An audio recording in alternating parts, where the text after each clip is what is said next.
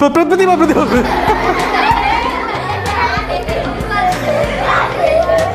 Good morning ಮಕ್ಕಳೇ. ಭಾಷೆ ಕಿರು ಪರೀಕ್ಷೆ 14ರ ವಿವರಣೆ ಇವತ್ತಿನ ತರಗತಿಯಲ್ಲಿ ನೋಡೋಣ. ಆಯಿತಾ? ನಿಮ್ಮೆಲ್ಲರ ಪರೀಕ್ಷೆ ಆಗಿದೆ. ಆನ್ಲೈನಲ್ಲಿ ನೋಡ್ತಿರುವ ಮಕ್ಕಳು, ನಿಮ್ಮ ಪರೀಕ್ಷೆ ಒಂದು ವೇಳೆ ಆಗಿಲ್ಲ ಅಂದರೆ ಮೊದಲು ಪರೀಕ್ಷೆ ಹಾಜರಾಗಿ, ಪರೀಕ್ಷೆಗೆ ಬೇಕಾದ ಸಾಮಗ್ರಿಗಳನ್ನು ನಿಮಗೆ ಈಗಾಗಲೇ ತಲುಪಿಸಿದ್ದೀವಿ. ಆ ಪರೀಕ್ಷೆಗೆ ಹಾಜರಾದ ನಂತರ ಈ ವಿವರಣೆ ನೋಡಿ.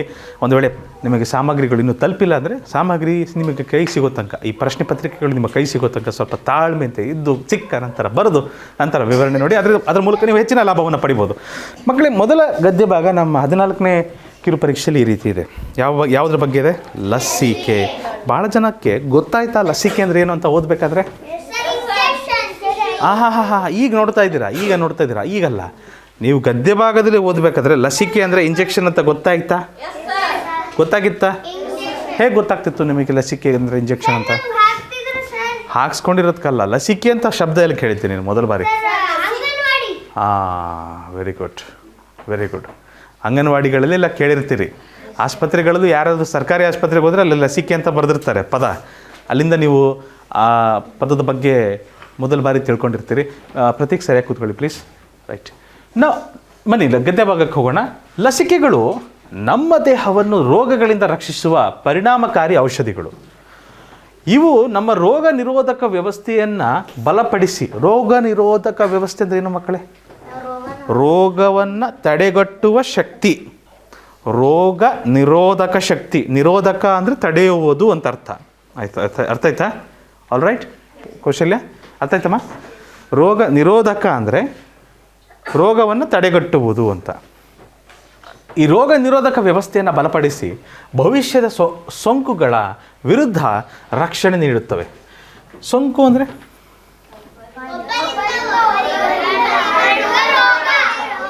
ರೋಗ, ಸೋಂಕು ಅಂದರೆ ರೋಗ.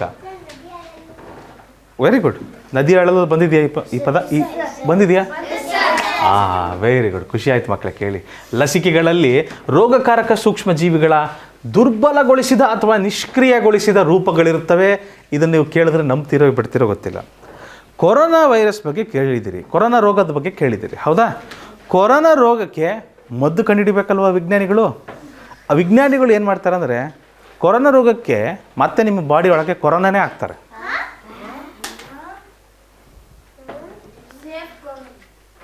ಕೊರೋನಾ ರೋಗ ನಿಮಗೆ ಹೇಗೆ ಬರುತ್ತೆ? ಶರೀರದಲ್ಲಿ ಕೊರೋನಾ ಬಂದಿದ್ದಕ್ಕೆ ಬರುತ್ತೆ, ಹೌದಾ?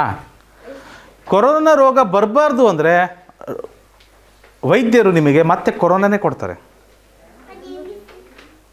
ಕೊರೋನಾ ವೈರಸ್ಸೇ ಕೊಡ್ತಾರೆ. ಆ ಲಸಿಕೆಯಲ್ಲಿ ಏನಿಟ್ಟಿರ್ತಾರೆ? ಕೊರೋನಾ ವೈರಸ್ನ ತುಂಬಿಟ್ಟು ನಿಮ್ಮ ಶರೀರಕ್ಕೆ ಹಾಕ್ಬಿಡ್ತಾರೆ. ಮತ್ತು ಅವಾಗ ಯಾಕೆ ಸರ್ ಕೊರೋನಾ ರೋಗ ಬರಲ್ಲ? ಪ್ರಶ್ನೆ ಬರುತ್ತಲ್ವ ಮಕ್ಕಳು. ಲಸಿಕೆಗಳಲ್ಲಿ ಏನು ಮಾಡ್ತಾರೆ ಅಂದರೆ, ನಮ್ಮ ಶರೀರಕ್ಕೆ ನೆನಪಿನ ಶಕ್ತಿ ಇದೆ, ಈ ಶರೀರಕ್ಕೂ ನೆನಪಿನ ಶಕ್ತಿ ಇದೆ. ಅರ್ಥ ಆಯ್ತಾ? ಒಂದು ಸರಿ ಒಂದು ವೈರಸ್ ಬರುತ್ತೆ, ಶೀತ ಆಗುತ್ತೆ, ಕೆಮ್ಮಾಗುತ್ತೆ. ಅದಾದ ಮೇಲೆ ಸ್ವಲ್ಪ ನಾವು ಔಷಧಿಗಳ ಉಪಚಾರನ ಮಾಡಿದ ನಂತರ ಅದು ಹೋಗುತ್ತಲ್ಲ, ಶರೀರ ಆ ವೈರಸ್ನ ನೆನ್ಪಿಟ್ಕೊಳ್ಳುತ್ತೆ. ಈ ವೈರಸ್ಸು ಮತ್ತೊಂದು ಸರಿ ಬಂತಪ್ಪ ಅಂದರೆ ಅದು ತನ್ನ ಇತರೆ ವ್ಯವಸ್ಥೆಯಲ್ಲಿರುವ ಇತರೆ ವಿಭಾಗಗಳಿಗೆ ಹೇಳುತ್ತೆ, ಓಹೋಹೋ, ಈ ವೈರಸ್ ಹಿಂದೊಂದು ಸರಿ ನಮ್ಮ ಶರೀರದಲ್ಲಿ ಬಂದು ನಮಗೆ ಕೆಮ್ಮು ಶೀತ ಅಲ್ವಾ ಮಾಡಿತ್ತಲ್ವೇ, ಇದು ನಮಗೆ ಬೇಡವಾದ ವಸ್ತು ಅಲ್ವಾ, ಇದನ್ನು ಆದಷ್ಟು ನಾವು ಸಾಯಿಸ್ಬಿಡೋಣ, ಇದನ್ನು ಫಿಲ್ಟ್ರ್ ಮಾಡಿ ದೇಹದಿಂದ ಹೊರಗೆ ಕಳಿಸ್ಬಿಡೋಣ, ಆ ಥರ ಯೋಚನೆ ಮಾಡಿ ಅವೇ ಕಾರ್ಯನಿರ್ವಹಿಸ್ತಿರ್ತವೆ. ಅದರ ಹೆಸರು ಬಿಳಿ ರಕ್ತ ಕಣಗಳು ಅಂತ. ಬಿಳಿ ರಕ್ತ ಕಣಗಳು ಆಯಿತಾ? ವೈಟ್ ಬ್ಲಡ್ ಸೆಲ್ಸ್ ಅಂತೀವಿ ನಾವು. ಸೊ ನಮ್ಮ ರೋಗ ನಿರೋಧಕ ಶಕ್ತಿ ಅದರಲ್ಲಿರ್ತದೆ. ಈ ಕೊರೋನಾ ವೈರಸ್ಸನ್ನು ಏನು ಮಾಡ್ತಾರೆ ಅವರು ಡಾಕ್ಟ್ರು, ಸ್ವಲ್ಪ ಅರೆ ಜೀವಿ ಇರುವ ಕೊರೋನಾ ವೈರಸ್ಗಳನ್ನು, ಅಂದರೆ ಪೂರ್ತಿ ಶಕ್ತಿಶಾಲಿ ಕೊರೋನಾ ವೈರಸ್ ಅಲ್ಲ, ಅರ್ಧ ಶಕ್ತಿಶಾಲಿ ಕೊರೋನಾ ವೈರಸ್ಗಳನ್ನು ಒಂದು ಲಸಿಕೆಯಲ್ಲಿ ತುಂಬಿಟ್ಟು ನಮ್ಮ ಶರೀರಕ್ಕೆ ಕೊಡ್ತಾರೆ. ಅವ್ರು ಕೊಟ್ಟ ತಕ್ಷಣ ಕೊರೋನಾ ಬಂದ್ಬಿಡಲ್ಲ. ಅಂದರೆ ಕೊರೋನಾ ಬಂದಂತೆ ಸ್ವಲ್ಪ ಸುಸ್ತಾಗೋದು, ಜ್ವರ ಬರೋದು, ಬೆವರು ಬರೋದು, ಆ ಥರ ಎಲ್ಲ ಆಗ್ತದೆ ಕೆಲವರಿಗೆ ಏನೂ ಆಗೋದೂ ಇಲ್ಲ. ಶರೀರ ಏನು ಮಾಡುತ್ತೆ ಅವಾಗ? ಆ ಕೊರೋನಾ ವೈರಸ್ ಬಗ್ಗೆ ತಿಳ್ಕೊಂಬಿಡುತ್ತೆ ಅದು ನಿಧಾನವಾಗಿ. ಈಗ ನಿಜವಾಗ್ಲೂ ಭಾಳ ಕೆಟ್ಟ ವೈರಸ್ ಬರುವ ಬದಲು ಒಂದು ಚಿಕ್ಕ ವೈರಸ್ನ ಮುಂಚಿತವಾಗಿ ಕಳಿಸ್ತಾರಲ್ವ ಅವರು, ಶರೀರಕ್ಕೆ ನೆನ್ಪಿಟ್ಕೊಳಕ್ಕೋಸ್ಕರ ಅಷ್ಟೇ. ಈಗ ಶರೀರ ನೆನ್ಪಿಟ್ಕೊಂಡಿದೆ, ಮುಂದಿನ ಬಾರಿ ನಿಜವಾಗ್ಲೂ ಕೊರೋನಾ ವೈರಸ್ ಬಂತಂದರೆ ಶರೀರಕ್ಕೆ ಏನಿರುತ್ತೆ? ಮಾಹಿತಿ ಇರುತ್ತೆ, ಶಕ್ತಿ ಇರುತ್ತೆ. ಓಹೋಹೋ, ಇದು ಕೊರೋನಾ ವೈರಸ್ ಅಪ್ಪ, ಇದು ಬಿಡಬಾರ್ದು, ಒಳ್ಳೇದಲ್ಲ ಅಂತ ಗೊತ್ತಾಗ್ಬಿಡುತ್ತೆ, ಹೌದಾ ಇಲ್ವಾ? ಸೊ ಲಸಿಕೆಗಳು ಈ ರೀತಿ ಕೆಲಸ ಮಾಡ್ತವೆ. ಅರ್ಥ ಆಯ್ತಾ? ಲಸಿಕೆಗಳು ಈ ರೀತಿ ಕೆಲಸ ಮಾಡ್ತವೆ. ಓಕೆ, ಇವುಗಳನ್ನು ದೇಹಕ್ಕೆ ನೀಡಿದಾಗ ನಮ್ಮ ರೋಗ ನಿರೋಧಕ ವ್ಯವಸ್ಥೆ ಈ ಸೂಕ್ಷ್ಮ ಜೀವಿಗಳನ್ನು ಗುರುತಿಸಿ ಅವುಗಳ ಆಧಾರ್ ಕಾರ್ಡ್ ಎಲ್ಲ ಚೆಕ್ ಮಾಡಿಬಿಟ್ಟು ಅವುಗಳ ವಿರುದ್ಧ ಹೋರಾಡಲು ಪ್ರತಿಕಾಯಗಳನ್ನು ಉತ್ಪಾದಿಸುತ್ತದೆ. ಅವುಗಳ ವಿರುದ್ಧ ಹೋರಾಡೋದಕ್ಕೆ ಮತ್ತು ಸೈನಿಕರನ್ನು ಉತ್ಪಾದಿಸುತ್ತದೆ. ಅದರದ್ದೇ ಆದ ಬೇರೆ ರೀತಿ ಪ್ರತಿಕಾಯಗಳನ್ನು ಉತ್ಪಾದಿಸುತ್ತದೆ. ಲಸಿಕೆ ನೀಡಿದ ನಂತರ ನಮ್ಮ ದೇಹ ಆ ನಿರ್ದಿಷ್ಟ ರೋಗಕಾರಕ ಸೂಕ್ಷ್ಮ ಜೀವಿಯನ್ನು ನೆನಪಿನಲ್ಲಿ ಇಟ್ಟುಕೊಳ್ಳುತ್ತದೆ. ಭವಿಷ್ಯದಲ್ಲಿ ಮುಂದಿನ ದಿನಗಳಲ್ಲಿ ಒಂದು ವೇಳೆ ಆ ರೋಗಕಾರಕ ಸೂಕ್ಷ್ಮಜೀವಿ ನಮ್ಮ ದೇಹವನ್ನು ಆಕ್ರಮಿಸಿದರೆ ನಮ್ಮ ರೋಗ ನಿರೋಧಕ ವ್ಯವಸ್ಥೆ ತ್ವರಿತವಾಗಿ ಪ್ರತಿಕ್ರಿಯಿಸಿ ಅದನ್ನು ನಾಶಪಡಿಸುತ್ತದೆ. ಹೀಗೆ ನಾವು ರೋಗದಿಂದ ಸುರಕ್ಷಿತವಾಗಿರ್ತೇವೆ. ಕೆಲವು ಲಸಿಕೆಗಳು ಒಂದೇ ಡೋಸಲ್ಲಿ ಪರಿಣಾಮಕಾರಿಯಾಗುತ್ತವೆ. ಈ ಚಿಕನ್ ಪಾಕ್ಸ್ ಅಂತಾರೆ, ಚಿಕನ್ ಪಾಕ್ಸ್ ಅಂದರೆ ಚಿಕನ್ ಗುನ್ಯ ಅಲ್ಲ, ಈ ಅಮ್ಮ ಅಂತಾರೆ ನೋಡ್ರಿ, ಅಮ್ಮ ಅದೊಂದು ವೈರಸ್ಸಿಂದ ಬರ್ತದೆ. ಅದು ವೈರಸ್ಸಿಂದ ಬರುವಂತಹ ರೋಗ. ಚಿಕ್ಕವರಿದ್ದಾಗ ಬಂದರೆ ದೊಡ್ಡವರಿಗೆ ಬರೋದಿಲ್ಲ. ಅದು ಬಂದಿದೆ ಅಂದರೆ you are all very lucky, ನೀವೆಲ್ಲ ಭಾಳ ಲಕ್ಕಿ ಇದ್ದೀರಿ. ಸಣ್ಣವರಿದ್ದಾಗ ನಿಮಗೇನಾದರೂ ಅಮ್ಮ ಬಂದಿತ್ತಪ್ಪ ಅಂದರೆ ನಿಮ್ಮ ಶರೀರ ಏನು ಮಾಡುತ್ತವಾಗ ಒಂದ್ಸರಿ ಅನುಭವಿಸಿರುತ್ತೆ. ಈ ವೈರಸ್ ಬಂದುಬಿಟ್ರೆ ನಮಗೆ ಚಿಕನ್ ಪಾಕ್ಸ್ ಬರುತ್ತೆ, ಅಮ್ಮ ಬಂದುಬಿಡುತ್ತೆ. ಈ ವೈರಸ್ನ ಚೆನ್ನಾಗಿ ನೆನ್ಪಿಟ್ಕೊಬೇಕು. ಇದಕ್ಕೆ ಪ್ರತಿಕಾಯಗಳನ್ನು ನಾವು ರೂಪಿಸಿಕೊಳ್ಬೇಕು. ಮುಂದಿನ ಸಾರಿ ಇದೇನಾದ್ರು ನಮ್ಮ ಶರೀರವನ್ನು ಪ್ರವೇಶಿಸಿದರೆ ಅದರ ವಿರುದ್ಧ ನಾವು ಹೋರಾಡಲಿಕ್ಕೆ ಸಿದ್ಧರಿರಬೇಕು ಅಂತ ರೆಡಿಯಾಗಿಬಿಡ್ತವೆ. ನಮ್ಮ ರೋಗ ನಿರೋಧಕ ಶಕ್ತಿಗಳು ಇರ್ತಕ್ಕಂಥ ಏನಂತೀರಿ ಕಾಯಗಳು ಅಥವಾ ಬಿಳಿ ರಕ್ತ ಕಣಗಳು ಅವೆಲ್ಲ ತಯಾರಾಗಿರ್ತವೆ. ಯಾರಿಗೆ ಇನ್ನೂ ಬಂದೇ ಇಲ್ಲಲ್ಲ, ಅವ್ರ ಶರೀರಕ್ಕೆ ಅದು ನೆನಪಿಲ್ಲ. ಅವ್ರ ಶರೀರಕ್ಕೆ ಇನ್ನೊಂದು ನೆನಪಿಲ್ಲ. ದೊಡ್ಡವರಾದ್ಮೇಲೆ ಅದು ಬರುವ ಸಾಧ್ಯತೆ ಹೆಚ್ಚಿರ್ತದೆ. ಆಯಿತಾ? ಆಮೇಲೆ ಅದಕ್ಕೇನು ಮಾಡ್ಬೋದು ಅಂದರೆ ಚಿಕ್ಕವರಿದ್ದಾಗಲೇ ಕೆಲವೊಂದು ಇಂಜೆಕ್ಷನ್ಗಳನ್ನು ಮಾಡ್ತಾರೆ. ಗೊತ್ತಾ? ಪೋಲಿಯೋ ಡ್ರಾಪ್ಸ್ ಹಾಕ್ತಾರೆ. ಗೊತ್ತಾ? ಪೋಲಿಯೋ ಬಂದರೆ ಏನಾಗಬಾರ್ದು ಅಂತ ಅದು ಬಾಯಲ್ಲಿ ಹಾಕೋ ರೀತಿ ಮಾಡಿದ್ದಾರೆ ಅದನ್ನು. ಆಮೇಲೆ ಕೆಲವು ಮಕ್ಕಳಿಗೆ 6 ತಿಂಗಳಿದ್ದಾಗ 3 ತಿಂಗಳಿದ್ದಾಗ ಕೆಲವು ಇಂಜೆಕ್ಷನ್ಗಳನ್ನ ಮಾಡಬೇಕು ಅಂತ ಇದೆ. ಆಯಿತಾ?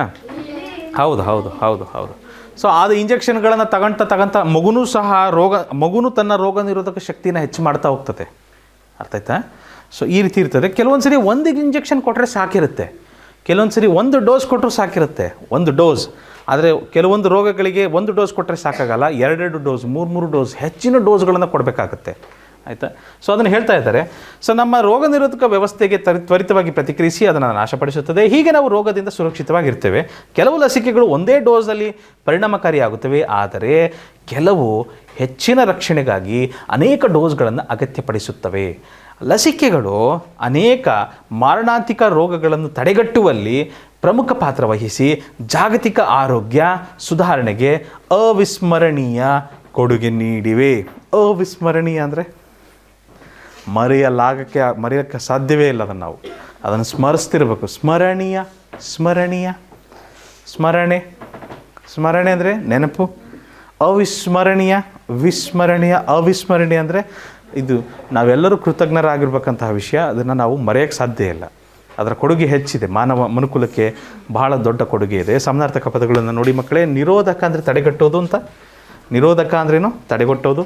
ಸೋಂಕು ಅಂದರೆ ರೋಗ, ನದಿಯ ಆಳದಲ್ಲಿ ಬಂದಿದೆ ಅಂತ ಹೇಳಿದಿರಿ, ರೈಟ್? ನಿರ್ದಿಷ್ಟ ಅಂದರೆ ನಿಶ್ಚಿತ. ಅನ್ವಿತಾ ಬಿರಾದರ್, ನಿರ್ದಿಷ್ಟ ಅಂದರೆ ನಿಶ್ಚಿತ, ಇಷ್ಟೇ ಇರುತ್ತೆ ಅಂತ ಹೇಳ್ಬೋದು ನೀವು. ಸೂಕ್ಷ್ಮ, ನುಣ್ಣಗೆ, ಸಣ್ಣಗೆ ಭಾಳ ಚಿಕ್ಕದಿರ್ತಲ್ಲ, ಅದಕ್ಕೆ ಅಂತೀವಿ ನಾವು ಸೂಕ್ಷ್ಮ ಅಂತ ಕರಿತೀವಿ. ನಿಷ್ಕ್ರಿಯ, ನಿಶ್ಚಲ. ಫ್ಯಾಂಟಾಸ್ಟಿಕ್. ನಿರೋಧಕಕ್ಕೆ ವಿರುದ್ಧಾರ್ಥಕ ಪದ ಪ್ರೋತ್ಸಾಹಕ. ಸೋಂಕು ಅದಕ್ಕೆ ವಿರುದ್ಧಾರ್ಥಕ ಪದ ಆರೋಗ್ಯವಾಗಿರೋದು. ರೋಗದ ಬದಲು ಆರೋಗ್ಯ, ರೈಟ್? ನಿರ್ದಿಷ್ಟ, ಅನಿರ್ದಿಷ್ಟ. ಸೂಕ್ಷ್ಮ, ಸ್ಥೂಲ ಅಂದರೆ ದೊಡ್ಡದಾಗಿರೋದು, ನನ್ನಂಗೆ, ಆಯಿತಾ? ನನಗೆ ದೊಡ್ಡದಾಗಿರೋದಕ್ಕೆ ಸ್ಥೂಲ ಅಂತಾರೆ. ನಿಷ್ಕ್ರಿಯ, ಸಕ್ರಿಯ. ನಿಷ್ಕ್ರಿಯ ಅಂದರೆ ಬಂದ್ ಮಾಡೋದು, ಸಕ್ರಿಯ ಅಂದರೆ ಚಾಲನೆ ಮಾಡೋದು. ಅರ್ಥ ಆಯ್ತಾ? ನಿಷ್ಕ್ರಿಯ ಅಂದರೆ ಬಂದ್ ಮಾಡೋದು, ಸಕ್ರಿಯ ಅಂದರೆ ಚಾಲನೆ ಕೊಡೋದು. ಗುಡಿದಿರಪ್ಪ, ಮೊದಲ ಪ್ರಶ್ನೆ, ಲಸಿಕೆಗಳ ಮುಖ್ಯ ಉದ್ದೇಶವೇನು? ಏನು ಲಸಿಕೆಗಳ ಮುಖ್ಯ ಉದ್ದೇಶ ಮಕ್ಕಳೇ? ಇದೆಯಾ? ಸೋಂಕುಗಳ ವಿರುದ್ಧ ರಕ್ಷಣೆ ನೀಡುತ್ತವೆ ಅಥವಾ ಲಸಿಕೆಗಳು ನಮ್ಮ ದೇಹವನ್ನು ರೋಗಗಳಿಂದ ರಕ್ಷಿಸುವ ಪರಿಣಾಮಕಾರಿ ಔಷಧಿಗಳು. ಕರೆಕ್ಟಾ ಮಕ್ಕಳೇ? ಅಲ್ಲ ಮರಿ, ಇದು ಸಹ ಅದೇ ಅಲ್ವಾ? ಸೋಂಕುಗಳ ವಿರುದ್ಧ ರಕ್ಷಣೆ ನೀಡ್ತವೆ, ರೋಗಗಳಿಂದ ರಕ್ಷಣೆ ನೀಡ್ತವೆ, ಇದು ಅದೇ ಅರ್ಥ ಕೊಡ್ತದೆ. ದೇಹದಲ್ಲಿ ವಿಟಮಿನ್ಗಳನ್ನು ಹೆಚ್ಚಿಸುವುದು ಅಂತ ಎಲ್ಲಾದರೂ ಹೇಳಿದಾರೆಯೇ? ಹಾಂ, ಏನಪ್ಪ ಕೃತಾರ್ಥ ಹೇಳಿದಾರಾ? ಇಲ್ಲ. ರೋಗಗಳಿಂದ ರಕ್ಷಿಸುವುದು ಹೇಳಿದ್ದಾರೆ. ಶಕ್ತಿಯನ್ನು ಹೆಚ್ಚಿಸೋದು ಅಂತ ಎಲ್ಲಾದರೂ ಹೇಳಿದಾರಾ? ಖಂಡಿತ ಹೇಳಿಲ್ಲ. ದೇಹದ ತೂಕವನ್ನು ಕಡಿಮೆ ಮಾಡ್ತದೆ ಅಂತ ಹೇಳಿದಾರಾ? ಅದು ಹೇಳಿಲ್ಲ. ಮಕ್ಕಳು, ಈಗ ಇತ್ತೀಚಿನ ದಿನಗಳಲ್ಲಿ ನೀವು ತೂಕ ಕಡಿಮೆ ಮಾಡ್ಕೊಳೋದಕ್ಕೂ ಲಸಿಕೆಗಳು ಬಂದಿದ್ದಾವೆ. ನೀವು ಆ ಲಸಿಕೆಯನ್ನು ತಗೊಂಬಿಟ್ರೆ ತೂಕ ಕಡಿಮೆ ಆಗ್ತದೆ. ಅಥವಾ ಮಾತ್ರೆಗಳು ಬಂದಿದ್ದಾವೆ ಈಗ. ಸರ್, ಹೇಗೆ ತೂಕ ಕಡಿಮೆ ಮಾಡುತ್ತೆ ಅದು ಮಾತ್ರೆ? ಆ ಮಾತ್ರೆ ತೊಗೊಂಡ್ಬಿಟ್ರೆ ಹಸಿವು ಕಡಿಮೆ ಆಗ್ಬಿಡುತ್ತಂತೆ. ಹಸಿವು ಕಡಿಮೆ ಆದಾಗ ಮನುಷ್ಯನಿಗೆ ತಿನ್ನುವ ಆಸೆ ಕಡಿಮೆ ಆಗುತ್ತೆ. ಮನುಷ್ಯ ತಿನ್ನೋದು ಕಡಿಮೆ ಮಾಡಿದ್ರೆ ಏನಾಗ್ತದೆ? ತೂಕನೂ ಕಡಿಮೆ ಆಗುತ್ತೆ. ಹೌದಲ್ವ? ತೆಳಗಾಗ್ತಾರಿಲ್ವ? ಸೊ ಆ ರೀತಿ ಅವು ಕೆಲಸ ಮಾಡ್ತಾಯಿದ್ದಾವೆ. ಅದರ ದುಷ್ಪರಿಣಾಮಗಳು ಏನಿದಾವೆ ಅಂತ ಗೊತ್ತಿಲ್ಲ ದೀಕ್ಷಾ. ದುಷ್ಪರಿಣಾಮಗಳು ಏನಿದಾವೆ ಅಂತ ಗೊತ್ತಿಲ್ಲ. ಹಾಗಾಗಿ ನಾನು ಸಹ ತಗೊತಾ ಇಲ್ಲ ಅದನ್ನು. ಓಕೆ ಸರ್, ನೀವು ತಗೊಂಡು ತೆಳಗಾಗ್ರಿ ಸರ್ ಅಂತ ಅಂದ್ಬೇಡಮ್ಮ. ಪರಿಣಾಮಕಾರಿ ಪದಕ್ಕೆ ವಿರುದ್ಧ ಪದ ಯಾವುದು? ನಿಷ್ಪರಿಣಾಮಕಾರಿ. ಹೌದಲ್ವಾ? ನಿಷ್ಪರಿಣಾಮ. ಪರಿಣಾಮ ಅಂದರೆ ಏನಾದರೂ ಪ್ರಭಾವ ಇರುತ್ತೆ ಅಂತ. ನಿಷ್ಪರಿಣಾಮ ಅಂದರೆ ಯಾವುದೇ ರೀತಿ ಪ್ರಭಾವ ಇಲ್ಲ ಅಂತ ಅರ್ಥ ಮಕ್ಕಳೇ. ಲಸಿಕೆಗಳು ನಮ್ಮ ಮೇಲೆ ಬರುವ ರೋಗಗಳ ವಿರುದ್ಧ ಬಹಳ ಪರಿಣಾಮಕಾರಿಯಾಗಿದ್ದಾವೆ. ರವಿ, ಲಸಿಕೆ ನೀಡಿದ ನಂತರ ದೇಹ ರೋಗಕಾರಕ ಸೂಕ್ಷ್ಮಜೀವಿಯನ್ನು ಡ್ಯಾಶ್ ಇಟ್ಕೊಳ್ಳುತ್ತೆ, ತನ್ನ ನೆನಪಿನಲ್ಲಿ ಇಟ್ಕೊಳ್ಳುತ್ತೆ. ಹೌದಲ್ವಾ? ಯಾವ ವೈರಸ್ ಈ ಸರಿ ಬಂದಿದೆ ಅನ್ನೋದ್ರ ಬಗ್ಗೆ ಚೆನ್ನಾಗಿ ತಿಳ್ಕೊಳ್ಳುತ್ತದು, ನೆನಪಿನಲ್ಲಿ ಇಟ್ಕೊಳ್ಳುತ್ತೆ. ಆಪ್ಷನ್ ಬಿ ಇದಕ್ಕೆ ಸರಿಯಾದ ಉತ್ತರ. ಸರಿ ಅಂತೀರಿ? ಚಾಲೋಜಿ. ಕೆಲವು ಲಸಿಕೆಗಳು ಹೆಚ್ಚಿನ ರಕ್ಷಣೆಗಾಗಿ ಡ್ಯಾಶ್ ಡೋಸ್ಗಳನ್ನು ಅಗತ್ಯಪಡಿಸುತ್ತವೆ. ಅನೇಕ ಡೋಸ್ಗಳನ್ನು ಅಗತ್ಯಪಡಿಸುತ್ತದೆ ಮಕ್ಕಳೇ. ಹೌದಲ್ವಾ? ಆಪ್ಷನ್ ಡಿ ಇದಕ್ಕೆ ಸರಿಯಾದ ಉತ್ತರ. ಲಸಿಕೆಗಳು ಜಾಗತಿಕ ಆರೋಗ್ಯಕ್ಕೆ ಏನು ಮಾಡಿದವೆ ಎಂಬುದನ್ನು ಗದ್ಯಾಂಶದ ಆಧಾರದ ಮೇಲೆ ತಿಳಿಸಬಹುದು ಅಥವಾ ತಿಳಿಯಬಹುದು. ನೋಡ್ರಿ, ಅವು ಒಂದೊಂದಾಗೆ ನೋಡೋಣ. ನೋಡಿ, ಈ ಥರ ಪ್ರಶ್ನೆಗಳು ಬರ್ತವೆ. ಗದ್ಯಾಂಶದಿಂದ ನಿಮಗೇನು ಅರ್ಥ ಆಯ್ತು ಹೇಳ್ರಿ? ಗದ್ಯಾಂಶಕ್ಕೆ ಸೂಕ್ತ ಶೀರ್ಷಿಕೆ ಏನಿಡ್ಬೋದು ನಾವು? ಗದ್ಯಾಂಶದಲ್ಲಿ ಚರ್ಚಿಸಲಾದ ಮುಖ್ಯ ವಿಷಯವೇನು? ಈ ಥರದ ಪ್ರಶ್ನೆಗಳು ಬಂದರೆ ಸಾಗರ್ ಪಾಟೀಲ್, ನಾವು ಪ್ರತಿಯೊಂದು ಆಪ್ಷನನ್ನು ತಪ್ಪದೆ ಓದಿ ನೋಡಿ ಅರ್ಥ ಮಾಡ್ಕೊಳ್ಳೋದು ಭಾಳ ಮುಖ್ಯ. ಒಂದೊಂದಾಗಿ ಎಲಿಮಿನೇಟ್ ಮಾಡ್ತಾ ಹೋಗೋಣ. ಯಾವುದು ಸೂಕ್ತ ಇದೆ, ಯಾವುದು ಸೂಕ್ತ ಇಲ್ಲ ಅಂತ ಒಂದೊಂದಾಗಿ ಕೈ ಬಿಡ್ತಾ ಹೋಗೋಣ. ರೈಟ್? ಸೊ ಲೇಖನ, ಲಸಿಕೆಗಳು ಕೇವಲ ಮಕ್ಕಳಿಗೆ ಮಾತ್ರ ಪ್ರಯೋಜನಕಾರಿ ಅಂತ ಹೇಳಿದಾರಾ? ಎಲ್ಲಾದರೂ ಹೇಳಿದಾರ ಗದ್ಯ ಭಾಗದಲ್ಲಿ ಮಕ್ಕಳಿಗಷ್ಟೇ ಪ್ರಯೋಜನಕಾರಿ ಅಂತ? ಖಂಡಿತ ಹೇಳಿಲ್ಲ. ಅವು ಯಾವುದೇ ಪ್ರಯೋಜನವನ್ನು ನೀಡೋದಿಲ್ಲ ಅಂತ ಹೇಳಿದಾರಾ? ಅವು ಭಾಳ ಪರಿಣಾಮಕಾರಿ, ರೋಗ ತಡೆಗಟ್ಟುವುದರಲ್ಲಿ ಯಶಸ್ವಿ ಆಗಲಿಕ್ಕೆ ಅವೇ ಕಾರಣ ಅಂತೆಲ್ಲ ಮಾತಾಡಿದ್ದೀವಿ. ಪರಿಣಾಮಕಾರಿ ಪ್ರಯೋಜನನೇ ನೀಡಲ್ಲ ಅಂತ ಎಲ್ಲಾದರೂ ಹೇಳಿದಾರ ಮಕ್ಕಳೇ? ಸಂಪೂರ್ಣ ವಿರುದ್ಧವಾದಂತಹ ಅದು ಹೇಳಿಕೆ ಆಗುತ್ತೆ. ಅದಕ್ಕೆ ಆಪ್ಷನ್ ಬಿನ ತೆಗೆದು ಹಾಕ್ಬಿಡೋಣ. ಆಪ್ಷನ್ ಸಿಯಲ್ಲಿ ಅವು ಕೇವಲ ಒಂದು ರೋಗವನ್ನು ಮಾತ್ರ ತಡೆಗಟ್ಟುತ್ತೆ ಅಂತ ಹೇಳಿದಾರ ಮಕ್ಕಳು. ಈಗೆಲ್ಲ ಎಂತೆಂಥ ಲಸಿಕೆಗಳು ಬಂದದಾವೆ ಅಂದರೆ, ಒಂದೇ ಲಸಿಕೆಯಲ್ಲಿ 15-16 ರೋಗಗಳನ್ನು ತಡೆಗಟ್ಬಿಡ್ಬೋದು. ಒಂದೇ ಇಂಜೆಕ್ಷನ್ 15-16 ರೋಗಗಳನ್ನು ಒಂದೇ ಸರಿ ತಡೆಗಟ್ಬಿಡ್ಬೋದು. ಯಾಕಂದರೆ ಎಲ್ಲ ರೀತಿಯ ವೈರಸ್ಗಳನ್ನ ತಂದು ಅದರಲ್ಲಿ ಹಾಕಿದ್ದಾರೆ. ಶಕ್ತಿಶಾಲಿ ವೈರಸ್ ಅಲ್ಲ, ಭಾಳ ಕಡಿಮೆ ಶಕ್ತಿ ಹೊಂದಿದ ವೈರಸ್ಗಳು. ಒಂದೊಂದೇ ಡ್ರಾಪ್ ಅಲ್ಲಪ್ಪ, ಇಷ್ಟಿರುತ್ತೆ. ಒಂದು 10 ml ಆ ಥರ mlಗಳಲ್ಲಿ ಬರುತ್ತೆ. ಇಲ್ಲಿದೆಯಲ್ವ, ಇಲ್ಲಿ ಇಷ್ಟಿಷ್ಟೇ ಇರುತ್ತೆ. ಅದು ಗೊತ್ತಲ್ಲ, ಡಾಕ್ಟರ್ ನೋಡಿದಿರಲ್ಲ, ಡಾಕ್ಟರ್ಗಳನ್ನ ಭಾಳ ಚೆನ್ನಾಗಿ ಅನ್ಸುತ್ತದೆ ಕೊಟ್ಟಾಗ. ಆಪ್ಷನ್ ಡಿ, ಅವು ಮಾರಣಾಂತಿಕ ರೋಗಗಳನ್ನು ತಡೆಗಟ್ಟಿ ಆರೋಗ್ಯ ಸುಧಾರಣೆಗೆ ಕೊಡುಗೆ ನೀಡಿವೆ. ಹೇಳ್ಬೋದಲ್ವಾ? Okay, fantastic. ಆಲ್ರೈಟ್, ಮುಂದಿನ ನಮ್ಮ ಗದ್ಯ ಭಾಗ ನಾವು ನೀವು ಎಲ್ಲರೂ ಏನು ಅನುಭವಿಸ್ತಾ ಇದ್ದೀವಿ, ಪಡ್ತಾ ಇದ್ದೀವಿ, ಶಿಕ್ಷಣದ ಬಗ್ಗೆ ಇದೆ ಮಕ್ಕಳೇ. ಶಿಕ್ಷಣದ ಬಗ್ಗೆ ಇದೆ ಮಕ್ಕಳೇ. ವಿದ್ಯಾಭ್ಯಾಸ ಭಾಳ ಮುಖ್ಯ ಅನ್ನೋದು ನಿಮಗೆಲ್ಲರಿಗೂ ಗೊತ್ತಿದೆಯಾ? ಇದೆಯಾ? ಯಾಕೆ ಬೇಕು ಶಿಕ್ಷಣ? ದೊಡ್ಡ ಕೆಲಸ ತಾಣೋದಕ್ಕೆ. ಖಂಡಿತ ಭಾಳ ತಪ್ಪಪ್ಪ ಹೇಳ್ತೀನಿ. ತಪ್ಪು. ಜನರಲ್ ನಾಲೆಡ್ಜಿಗೆ ನೀವು ಕ್ಲಾಸ್ ರೂಮಲ್ಲಿ ಕೂರಲೇಬಾರ್ದು. ಜನರಲ್ ನಾಲೆಡ್ಜಿಗೆ ಕನ್ನಡದಲ್ಲಿ ಏನಂತಾರೆ? ಸಾಮಾನ್ಯ ಜ್ಞಾನ. ದನಕಾಯನಿಗೂ ಗೊತ್ತಿರುತ್ತದು ಸಾಮಾನ್ಯ ಜ್ಞಾನ. ಸ್ವಾಭಿಮಾನಕ್ಕೋಸ್ಕರ ಕೂರ್ಬೇಕು ಒಳಗಡೆ. ನೀವು ಶಿಕ್ಷಣಕ್ಕೆ ಏನಪ್ಪ? ಓದು ಬರಹಕ್ಕಾಗಿ. ಓದು ಬರಹ ಅದೆಲ್ಲ ಯಾಕೆ ಮಾಡ್ಬೇಕು ನಾವು? ಇದೆಲ್ಲ ಯಾಕೆ ಮಾಡ್ಬೇಕು? ಇದೆಲ್ಲ ನಾವು ಇಷ್ಟೆಲ್ಲ ಬುಕ್ ಎಲ್ಲ ತಗೊಂಡು ಪರೀಕ್ಷೆ ಬರೆಯೋದು ಏನಮ್ಮ?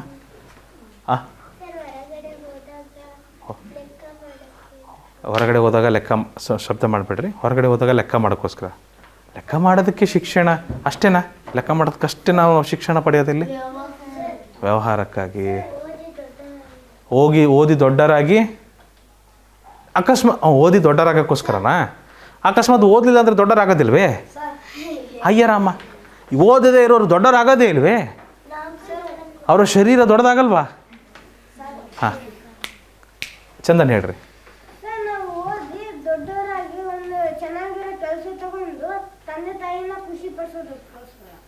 ನೀನು ಚೆನ್ನಾಗಿರೋ ಕೆಲಸ ತಗೊಂಡ್ರೆ ತಂದೆ ತಾಯಿ ಖುಷಿ ಆಗ್ತಾರೆ. ಅದೇ ನೀನು ಹೇಳ್ತಾ ಇರೋದು. ನಿನಗೆ ಮತ್ತೆ ಮಾತಾಡಿಸ್ತೀನಪ್ಪ ನಾನು. ಸರ್, ಇವಾಗ ನಾವು ಶಾಲೆಗೆ ಬರ್ತಿರೋ ಕಾರಣ ಏನಂದ್ರೆ ಇಲ್ಲಿ ಶಾಲೆಯಲ್ಲಿ ತುಂಬಾ ಡಿಸಿಪ್ಲಿನ್, ಓದೋದು ಕಲಿಸ್ತಾರೆ ಸರ್. ಇದೇ ಡಿಸಿಪ್ಲಿನ್ ನಾವು ಮುಂದುವರ್ಸಂತ ಹೋದ್ರೆ ಮೇಲೆ ನಮಗೆ ಯೂಸ್ ಆಗುತ್ತೆ ಸರ್. ಅಪ್ಪ ಅಮ್ಮನ ಅವಾಗ ಖುಷಿ ಪಡಿಸ್ಬೋದು ಸರ್. ಆಲ್ಮೋಸ್ಟ್ 70-90% ನೀನು ಹೇಳಿದೆಯಪ್ಪ ಚೆನ್ನಾಗಿ. ಮಕ್ಕಳೇ, ಚೆನ್ನಾಗಿ ಹೇಳಿದೆಪ್ಪ ಸಮರ್ಥ್, ಥ್ಯಾಂಕ್ ಯು. ಚೆನ್ನಾಗಿ ಹೇಳಿದೆ. ನೀವೆಲ್ಲ ಓದ್ತಾ ಇರೋದು ಮಕ್ಕಳೇ. ಅಲ್ಲ, ನಾನು ಓದಿಸ್ತಾ ಇದ್ದೀನಿ, ನೀವು ಓದ್ತಾ ಇದ್ದೀರಿ. ನೀವು ನಾನೊಬ್ಬ ಶಿಕ್ಷಕನ ಅಷ್ಟೇ ನೋಡಲ್ಲ, ನಿಮ್ಮ ಜೀವಿತಾವಧಿಯಲ್ಲಿ ಭಾಳಷ್ಟು ಟೀಚರ್ಸ್ನ ನೀವು ನೋಡ್ತೀರಿ. ದೊಡ್ಡರಾಗ್ತಾ ಬೇರೆ ಬೇರೆ ಕಾಲೇಜ್ಗಳು, ಸ್ಕೂಲ್ಗಳಿಗೆಲ್ಲ ಹೋಗ್ತೀರಿ. ಅಲ್ಲೆಲ್ಲ ನೀವು ಬೇರೆ ಬೇರೆ ಟೀಚರ್ಸು, ಫ್ರೆಂಡ್ಸ್ ಎಲ್ಲ ಸಿಗ್ತಾರೆ ನಿಮಗೆ. ಬಟ್ ಈ ಶಿಕ್ಷಣ, ಈ ವ್ಯವಸ್ಥೆ ಇರೋದು ಯಾವುದಕ್ಕೆ ಅಂದರೆ ನಮ್ಮನ್ನು ಉತ್ತಮ ಮನುಷ್ಯರನ್ನಾಗಿ ಮಾಡಲು.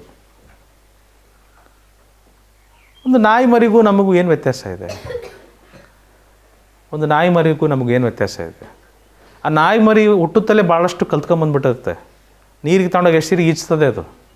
ಮನುಷ್ಯ ಈಜಕ್ಕಾಗ್ತದೆಯೇ? ಹಾಂ, ಒಂದು ಆನೆ ಮರಿಗೆ ಯಾರೂ ಈಜು ಕಲಿಸಲ್ಲ. ಯಾರಾದ್ರೂ ಈಜು ಕಲಿಸ್ತಾರೆ ಅದಕ್ಕೆ? ಅದು ಹೋಗಿ ನೀರಾಗ ಹಾಕ್ಬಿಡ್ರಿ, ಮತ್ತು ಅದು ಈಜುತ್ತದು. ಅಷ್ಟು ದೈತ್ಯ ಪ್ರಾಣಿನೇ ಈಜ್ಬಿಡುತ್ತೆ. ಈಜ್ಕೊಂಡು ತೆಳ್ಕೊಂಡು ಬಂದುಬಿಡುತ್ತೆ, ಬದುಕ್ಬಿಡುತ್ತೆ ಹೆಂಗಾದರೂ. ಒಂದು ನಾಯಿ ಮರಿನ ಎಲ್ಲಾದರೂ ಒಂದು ಬೀದಿಯಲ್ಲಿ ಬಿಟ್ಬಿಡ್ರಿ, ತನ್ನಷ್ಟಕ್ಕೆ ತಾನು ಹೆಂಗಾದರೂ ಆಹಾರ ಹುಡ್ಕೊಂಡು ಬಾಲ ಅಲಾಡ್ಸ್ಕೊಂತ ಎಲ್ಲರೂ ಓಡಾಡಿ ಏನಾದರೂ ಮಾಡಿ ಬದುಕೊಂಬಿಡುತ್ತದು. ಒಂದು ಮಗುನ ಆ ಥರ ಇಟ್ಬಿಡೋಕ್ಕಾಗತ್ತಾ ನಾವು? ಅದಕ್ಕೆ ಪಾಲಿಸಿ, ಪೋಷಣೆ ಕೊಟ್ಟು ದೊಡ್ಡರಾಗಿ ಮಾಡಿ ನಿಮ್ಮ ತಂದೆ ತಾಯಿಗಳು ಎಷ್ಟು ಸಾಕಿದಾರೆ, ಹೌದಲ್ವಾ? ನೀವು ಯಾರ್ದಾದ್ರೂ ಒಂದು ಮನೆಯಲ್ಲಿ ಮಗು ನೋಡ್ತೀರಾ? ಚಿಕ್ಕ ಮಗು ನೋಡ್ತೀರಾ? ಅವರ ತಂದೆ ತಾಯಿ ಅದನ್ನು ಎಷ್ಟು ಚೆನ್ನಾಗಿ ನೋಡ್ಕೊತಾರೆ, ನೋಡಿದ್ದೀರಾ? ಹಾಂ, ನಿಮಗೆ ಅನ್ಸಲ್ವಾ ನಿಮ್ಮನ್ನೂ ನಿಮ್ಮ ತಂದೆ ತಾಯಿ ಅದೇ ಥರ ನೋಡ್ಕೊಂಡಿರ್ತಾರೆ ಅಂತ? ಆಯ್ತಪ್ಪ, ಅಲ್ಲ, ಅದು ಬೇರೆ ಇದ್ದಿದೆ ಬಿಡು. ಅದೊಂದು ವಿಚಿತ್ರ ಪ್ರಪಂಚ ಇದೆ, ಕ್ರೂರಿಗಳ ಪ್ರಪಂಚ ಅದು. ಮಕ್ಕಳನ್ನು ಬಿಟ್ಟು ಹೋಗುವಂಥ ಅಪರಾಧ, ದೊಡ್ಡ ಅಪರಾಧ. ಇನ್ಯಾರು ಅಂಥ ದೊಡ್ಡ ಅಪರಾಧ ಯಾರೂ ಮಾಡಬಾರ್ದು. ಅದು ಆಮೇಲೆ ಮಾತಾಡೋಣ ಅದ್ರ ಬಗ್ಗೆ. ಅದು ಬೇಕಾದರೆ ಅದ್ರ ಬಗ್ಗೆ ಒಂದು ಗದ್ದೆ ಭಾಗವೇ ಮಾಡೋಣ. ಭ್ರೂಣ ಹತ್ಯೆ, ಚಿಕ್ಕ ಮಕ್ಕಳನ್ನೇ ನಮಗೆ ಬೇಡ ಅಂತ ಬಿಟ್ಟು ಹೋಗುವಂಥ ಬೇಜವಾಬ್ದಾರಿಗಳು ಪೋಷಕರು, ಅವರು ಪೋಷಕರ ವರ್ಗಕ್ಕೆ ಕೆಟ್ಟ ಹೆಸರು ತರೋವಂಥವ್ರು ಅವರೆಲ್ಲ. ಯಾರೋ ಒಬ್ಬರು ಆ ಥರ ಮಾಡಿರ್ತಾರಪ್ಪ, ಎಲ್ಲರೂ ಮಾಡಲ್ಲ. ಆಯ್ತಾ? ಈಗ ನೀವೆಲ್ಲ ಈ ಥರ ಚೆನ್ನಾಗಿದ್ದೀವಿ ಅಂದರೆ ನಮ್ಮ ತಂದೆ ತಾಯಿ ಎಲ್ಲ ನಮ್ಮನ್ನು ನೋಡ್ಕೊಂಡಿದ್ದಾರೆ ಅಂತ ತಾನೇ ಅರ್ಥ. ನಾವು ಚಿಕ್ಕವರಿದ್ದಾಗ ಚೆನ್ನಾಗಿ ಸಾಕಿದ್ದಾರೆ, ಅದಕ್ಕೆ ತಾನೇ ನಾವೆಲ್ಲ ಈ ಥರ ಬಂದಿರೋದು. ಈ ಶಿಕ್ಷಣ ಅನ್ನೋದಿದೆ ಅಲ್ಲ ಮಕ್ಕಳೇ, ಶಿಕ್ಷಣ ನಮ್ಮನ್ನು, ಒಬ್ಬ ಮಗುವನ್ನು ಒಬ್ಬ ಮನುಷ್ಯನಾಗಿ ಮಾಡ್ತದೆ. ಮನುಷ್ಯನಾಗಿ ಮಾಡಬೇಕಿದು, ಅದು ನಿಜವಾದ ಶಿಕ್ಷಣ.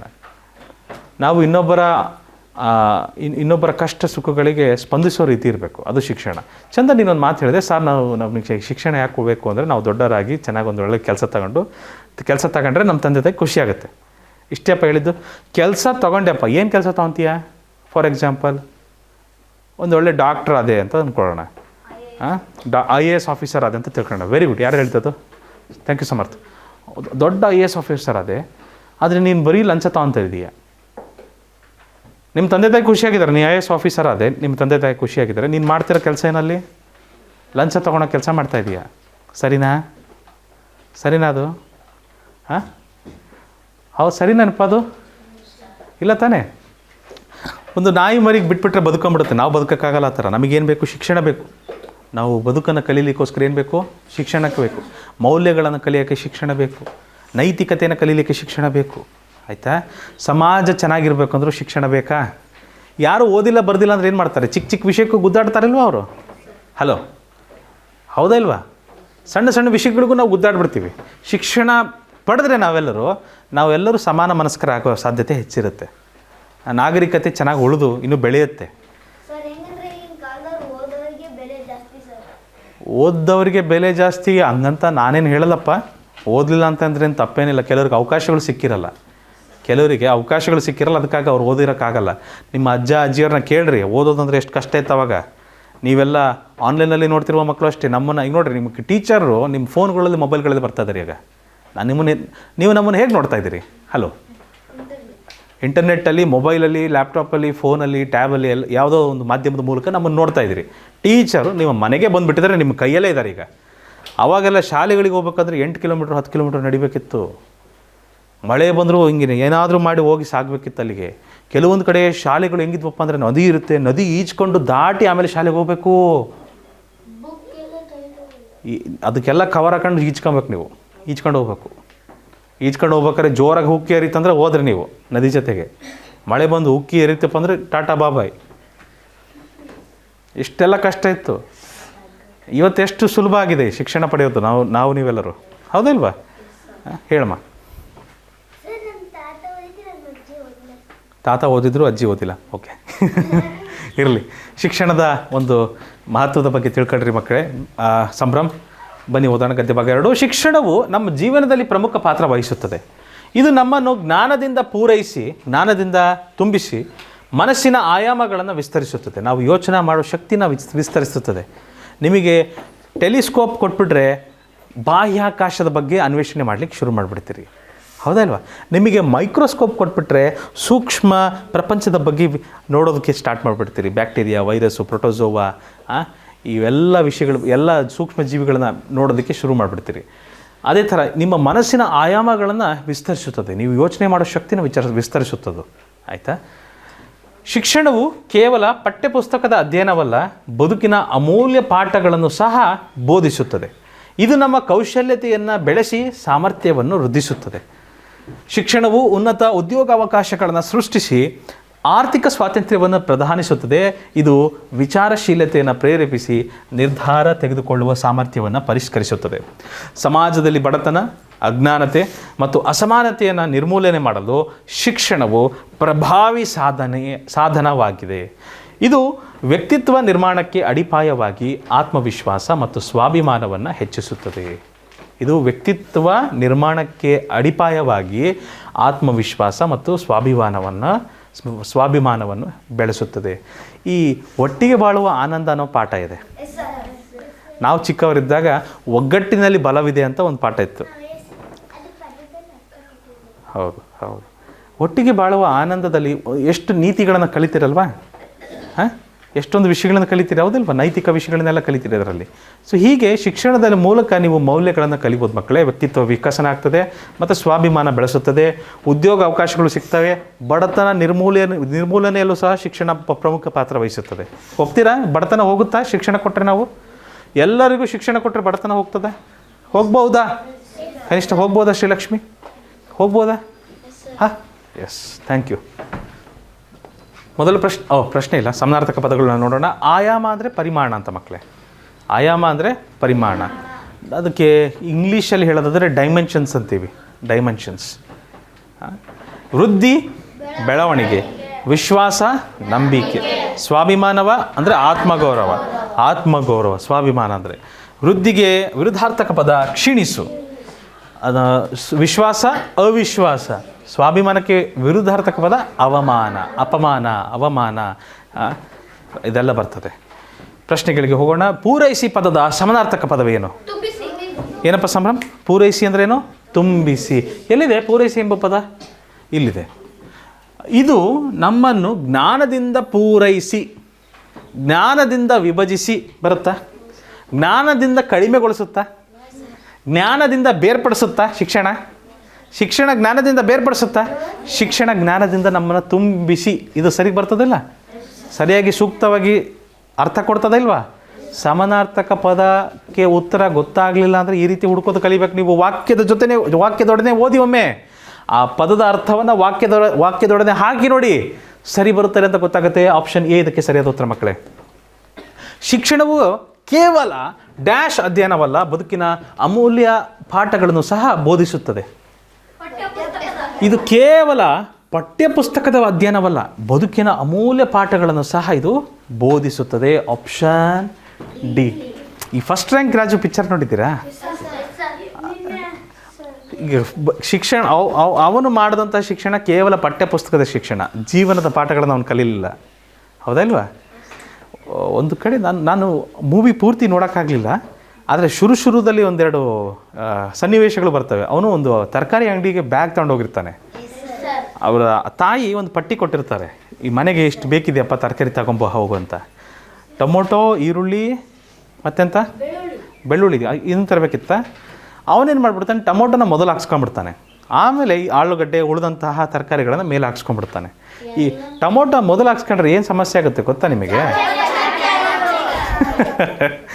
ಇದು ನೋಡ್ರಿ, ಇದು ಅನುಭವ ಇಲ್ಲ ಅಂದರೆ ಬರೀ ಪಠ್ಯ ಪುಸ್ತಕಕ್ಕಷ್ಟೇ ಸೀಮಿತರಾಗಿರ್ತಾರಲ್ಲ, ಪುಸ್ತಕದ ಹುಳುಗಳಿರ್ತಾರಲ್ಲ, ಅವರಿಗೆ ಸಮಸ್ಯೆ ಆಗ್ತದೆ ಆ ಥರ. ಗದ್ಯಾಂಶದ ಪ್ರಕಾರ ಶಿಕ್ಷಣವು ಡ್ಯಾಶ್ ಸೃಷ್ಟಿಸಿ ಆರ್ಥಿಕ ಸ್ವಾತಂತ್ರ್ಯವನ್ನು ಪ್ರದಾನಿಸುತ್ತದೆ.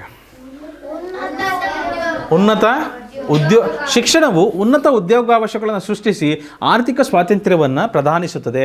ಉನ್ನತ ಉದ್ಯೋಗ ಅವಕಾಶಗಳು, ಇದಕ್ಕೆ ಸರಿಯಾದ ಉತ್ತರ ಮಕ್ಕಳೇ ಆಪ್ಷನ್ ಸಿ ಇದಕ್ಕೆ ಸರಿಯಾಗ್ತದೆ. ಮುಂದಿನ ಪ್ರಶ್ನೆ, ಗದ್ಯಾಂಶದಲ್ಲಿ ಮುಖ್ಯವಾಗಿ ಯಾವ ವಿಷಯದ ಬಗ್ಗೆ ಚರ್ಚಿಸಲಾಗಿದೆ? ನಿತಿನ್, ಯಾವ ವಿಷಯ? ಶಿಕ್ಷಣದ ಮಹತ್ವ ಮತ್ತು ಪ್ರಭಾವ. ಸಮಾಜದ ಸಮಸ್ಯೆಗಳ ಬಗ್ಗೆ ಮಾತಾಡಿದ್ದಾರೆ? ಆರ್ಥಿಕ ಸ್ವಾತಂತ್ರ್ಯದ ಬಗ್ಗೆ ಅಷ್ಟೇ ಮಾತಾಡಿದಾರಾ, ಅಥವಾ ವ್ಯಕ್ತಿತ್ವ ವಿಕಸನದ ಬಗ್ಗೆ ಅಷ್ಟೇ ಮಾತಾಡಿದಾರಾ? ಇಲ್ಲ, ಅವೆಲ್ಲವೂ ಆಗಲಿಕ್ಕೆ ಸಾಧ್ಯ ಶಿಕ್ಷಣದ ಮಹತ್ವ ಮತ್ತು ಪ್ರಭಾವವನ್ನು ಅರ್ಥ ಮಾಡ್ಕೊಂಡ್ರೆ ಮಾತ್ರ. ಆಲ್ ರೈಟ್, ಕೊನೆಯ ಪ್ರಶ್ನೆ ಈ ಗದ್ಯ ಭಾಗದಲ್ಲಿ. ಈ ಗದ್ಯಾಂಶಕ್ಕೆ ಯೋಗ್ಯವಾದ ಶೀರ್ಷಿಕೆ ಯಾವುದು? ಶಿಕ್ಷಣದ ಮಹತ್ವ. ಇದು ಇದಕ್ಕಿರುವ ಯೋಗ್ಯವಾದ ಶೀರ್ಷಿಕೆ. ಒಪ್ತೀರಾ ಎಲ್ಲರೂ? ಚಾಲೋಜಿ. ಮೂರನೇ ಗದ್ಯ ಭಾಗಕ್ಕೆ ಬರೋಣ. ನಾವು ನೀವು ಯಾರೂ ಹೋಗದ ಜಾಗ, ನಾವು ನೀವು ಯಾರೂ ನೋಡದೇ ಇರುವ ಜಾಗ ಗ್ರಂಥಾಲಯಗಳು. ಹೌದಲ್ವೇ? ಯಾರೂ ಇಲ್ಲಿಗೆ ಹೋಗ್ಬಾರ್ದಲ್ವಾ? ಅಂಥ ಕೆಟ್ಟ ಅಭ್ಯಾಸಗಳನ್ನು ನಾವು ಯಾರೂ ಬಳಸ್ಕೊಂಬಾರ್ದು. ಚೀಚಿ ಓದುವಂತಹ ಕೆಟ್ಟ ಅಭ್ಯಾಸಗಳನ್ನು ನಾವ್ಯಾರು ಬಳಸ್ಕೊಂಬಾರ್ದು. ನಾವೆಲ್ಲ ಏನು ಮಾಡಬೇಕು? ಮೊಬೈಲ್ಗಳನ್ನು ತೊಗೊಂಡ್ಬಿಟ್ಟು ರೀಲ್ಸ್ಗಳನ್ನು ಈ ಥರ ನೋಡ್ತಾ ಕೈಗಳು ಇಲ್ಲೆಲ್ಲ ನೋವಾಗಬೇಕು, ಅಲ್ಲಿವರೆಗೂ ನೋಡಬೇಕು, ಕಣ್ಣು ನೋವಾಗಬೇಕು, ಇಲ್ಲ ತಲೆ ನೋವಾಗಬೇಕು, ಇಲ್ಲ ಬ್ಯಾಟ್ರಿ ಮುಗಿಬೇಕು, ಇಲ್ಲ ಇಂಟರ್ನೆಟ್ ಖಾಲಿ ಆಗಬೇಕು, ಅಲ್ಲಿಯವರೆಗೂ ಅದನ್ನು ನೋಡ್ತಾ ಇರಬೇಕು. ಇದ್ಯಾವುದೂ ಆಗಲಿದ್ರೆ ಕೊನೆಗೆ ನಿಮ್ಮ ಮಮ್ಮಿ ಅಥವಾ ಡ್ಯಾಡಿ ಬಂದು ನಾಲ್ಕು ಕೊಟ್ಟು ನಿಮ್ಮನ್ನ ಬೇರೆ ಕಡೆ ಕೂರಿಸ್ಬೇಕು. ಅಲ್ಲಿವರೆಗೂನಾದರೂ ನೋಡಬೇಕು. ಕನಿಷ್ಠ ಒಂದ್ಸರಿ ಬೈಸ್ಕೋಬೇಕು. ಹೌದಲ್ವೇ? ನೀವು ರೀಲ್ಸ್ ನೋಡಿ, ಮೊಬೈಲ್ ನೋಡಿ, ವಿಡಿಯೋ ನೋಡಿ ಅಪ್ಪ ಅಮ್ಮನ ಹತ್ರ ಬೈಸ್ಕೊಂಡಿದ್ರೆ ಸಮಾಧಾನ ಆಗ್ತದೆಯೇ? ನಿಮ್ಮ ಫ್ರೆಂಡ್ಸ್ ಎಲ್ಲ ಬೈಸ್ಕೊಂತದ್ರ ಅಂದಮೇಲೆ ನಾವು ಬೈಸ್ಕೊಬೇಕಲ್ವೇ? ಹೇಳಪ್ಪ. ಮೊಬೈಲ್ ಏನಂದ್ರೆ ನೀನು ನನ್ನ ನೋಡ್ತಾ ಇರು, ನಾನು ನಿನ್ನನ್ನು ಪುಸ್ತಕದಿಂದ ತಪ್ಪಿಸ್ತೀನಿ ಅಂದತೆ ಸರ್. ಆದರೆ ಪುಸ್ತಕ ನೀನು ನನ್ನ ದಿನ ಓದು, ನಾನು ನಿನ್ನ ಮುಂದೆ ಕಾಲ ಮೇಲೆ ಕಾಲು ಹಾಕೊಂಡು ಕುತ್ಕೊಂಡು ಮಾಡ್ತೀನಿ ಅಂತ ಹೇಳುತ್ತೆ ಸರ್ ಪುಸ್ತಕ. ನನಗೆ ಅದು ಗೊತ್ತಿಲ್ಲ ಏನು ಹೇಳ್ತದೆ ಏನು ಹೇಳಲ್ಲ ಅಂತ. ಬಟ್ ನೀನು ಹೇಳಿದ ಅರ್ಥ ಕರೆಕ್ಟ್ ಇದೆ, ನೀನು ಹೇಳಿದ ಸಾರಾಂಶ ಕರೆಕ್ಟ್ ಇದೆ. ಫೋನಲ್ಲೇ ಬಿಟ್ಟಿದ್ದಾರೆ, ಅದನ್ನು ಫೋನಲ್ಲೇ ಬಿಡ್ತಾರೆ ನೋಡ್ರಿ. ಫೋನನ್ನು ನೋಡಬೇಡ್ರಿ ಅಂತ ಹೇಳೋದನ್ನು ಫೋನಲ್ಲೇ ಬಿಡ್ತಾ ಇದ್ದಾರೆ. ಮಕ್ಕಳೇ, ಒಂದು ಸಮೀಕ್ಷೆ ನಡೆಸಿದ್ದಾರೆ ಸರ್ಕಾರದವರು. ಕರ್ನಾಟಕದಲ್ಲಿ 99% ಮಕ್ಕಳು ಆಲ್ರೆಡಿ ಮೊಬೈಲಿಗೆ ಅಡಿಕ್ಟ್ ಆಗಿಬಿಟ್ಟಿದ್ದಾರೆ. ಈ ಅಡಿಕ್ಟ್ ಅಂದರೆ ಗೊತ್ತಾ? ಅಡಿಕ್ಟ್ ಅಂದರೆ ವ್ಯಸನಕ್ಕೆ ಒಳಪಟ್ಬಿಟ್ಟಿದ್ದಾರೆ. ವ್ಯಸನ ಅಂತಾರೆ ಅದಕ್ಕೆ. ಏನಪ್ಪ ಅಂದರೆ, ಈ ಸಿಗರೇಟ್ ಸೇರ್ತಿರ್ತಾರೆ ಕೆಲವರು, ಅವರಿಗೆ ಚಟ ಅಂಟುಬಿಟ್ಟಿರುತ್ತೆ ಅವರಿಗೆ. ಸಿಗರೇಟ್ ಸೇಡೋದನ್ನು ಒಂದೇ ಸರಿ ಬಿಡಿಸ್ಬಿಟ್ಟು ಅವರಿಗೆ ಬದುಕೋದೇ ಕಷ್ಟ ಆಗ್ಬಿಡುತ್ತೆ. ಅವ್ರಿಗೆ ಯೋಚನಾ ಶಕ್ತಿನೇ ಕಳ್ಕೊಂಬಿಡ್ತಾರೆ ಅವರು. ಯಾರಾದರೂ ಕುಡಿತಾ ಇರ್ತಾರೆ, ಮದ್ಯಪಾನ ಮಾಡ್ತಿರ್ತಾರೆ. ಆರೋಗ್ಯಕ್ಕೆ ಎರಡೂ ಸಹ ಒಳ್ಳೆಯದಲ್ಲ ಮಕ್ಕಳೇ. ಯಾವ ಕಾರಣಕ್ಕೂ ನಾನು ಹೇಳ್ತಾ ಇದ್ದೀನಂತ ದಯಮಾಡಿ ಇದರಿಂದ ಯಾವುದೇ ರೀತಿ ಬೇರೆ ರೀತಿ ಪ್ರೇರಿತರಾಗಬೇಡ್ರಿ. ಖಂಡಿತ ನಿಮ್ಮ ಜೀವನದಲ್ಲಿ ಮಾಡೋಕ್ಕೆ ಹೋಗಬೇಡ್ರಿ. ಅರ್ಥ ಆಯ್ತಾ? ಅದ್ರ ಕಾಲಘಟ್ಟನೇ ಬೇರೆ ಥರ ಇರ್ತಾವೆ, ಅದು ಬಳಸೋ ಜನನೇ ಬೇರೆ ಥರ ಇರ್ತಾರೆ.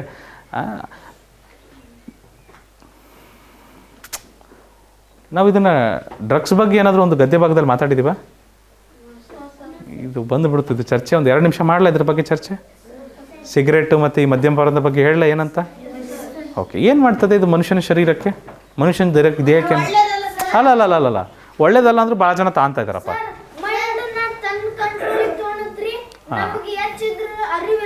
ಅದು ಹೊಟ್ಟೆ ಒಳಗಿರ್ತದೆ ಅಂದಮೇಲೆ ಮೈಂಡ್ ತನ್ನ ಕಂಟ್ರೋಲಿಗೆ ಅಂತ ತೊಗೊಳಲ್ಲ. ಅದು ಮೈಂಡನ್ನು ಫ್ರೀ ಮಾಡಿಬಿಡುತ್ತೆ, ನಿಮ್ಮ ಕಂಟ್ರೋಲಿಂದ ತಪ್ಪಿಸ್ಬಿಡುತ್ತದು. ನೀವು ತೇಲ್ತಿದ್ದೀರಿನೋ ಅನ್ಸ್ಬಿಡುತ್ತದು. ಸರ್ ಮತ್ತು ಭಾಳ ಒಳ್ಳೇದಲ್ವ, ನಾವೆಲ್ಲರೂ ತಗೊಬೇಕಲ್ವ ಅಂತ ಬೆನ್ಕೇಶ್ ಹೇಳ್ತಾನೆ. ಏನು ಬೆನ್ಕೇಶ ಸರ್, ಅಷ್ಟು ಚೆನ್ನಾಗಿದೆ, ಅಷ್ಟು ಚೆನ್ನಾಗಿ ಮನಸ್ಸಿಗೆಲ್ಲ ತೇಲೋ ರೀತಿ ಮಾಡುತ್ತಿದ್ರೆ ನಾವೆಲ್ಲರೂ ತಗೊಬೇಕಲ್ವೇ? ಸ್ನ್ಯಾಕ್ಸಿಗೆ ಅದನ್ನೇ ಕೊಟ್ಬಿಡಿ ಸರ್.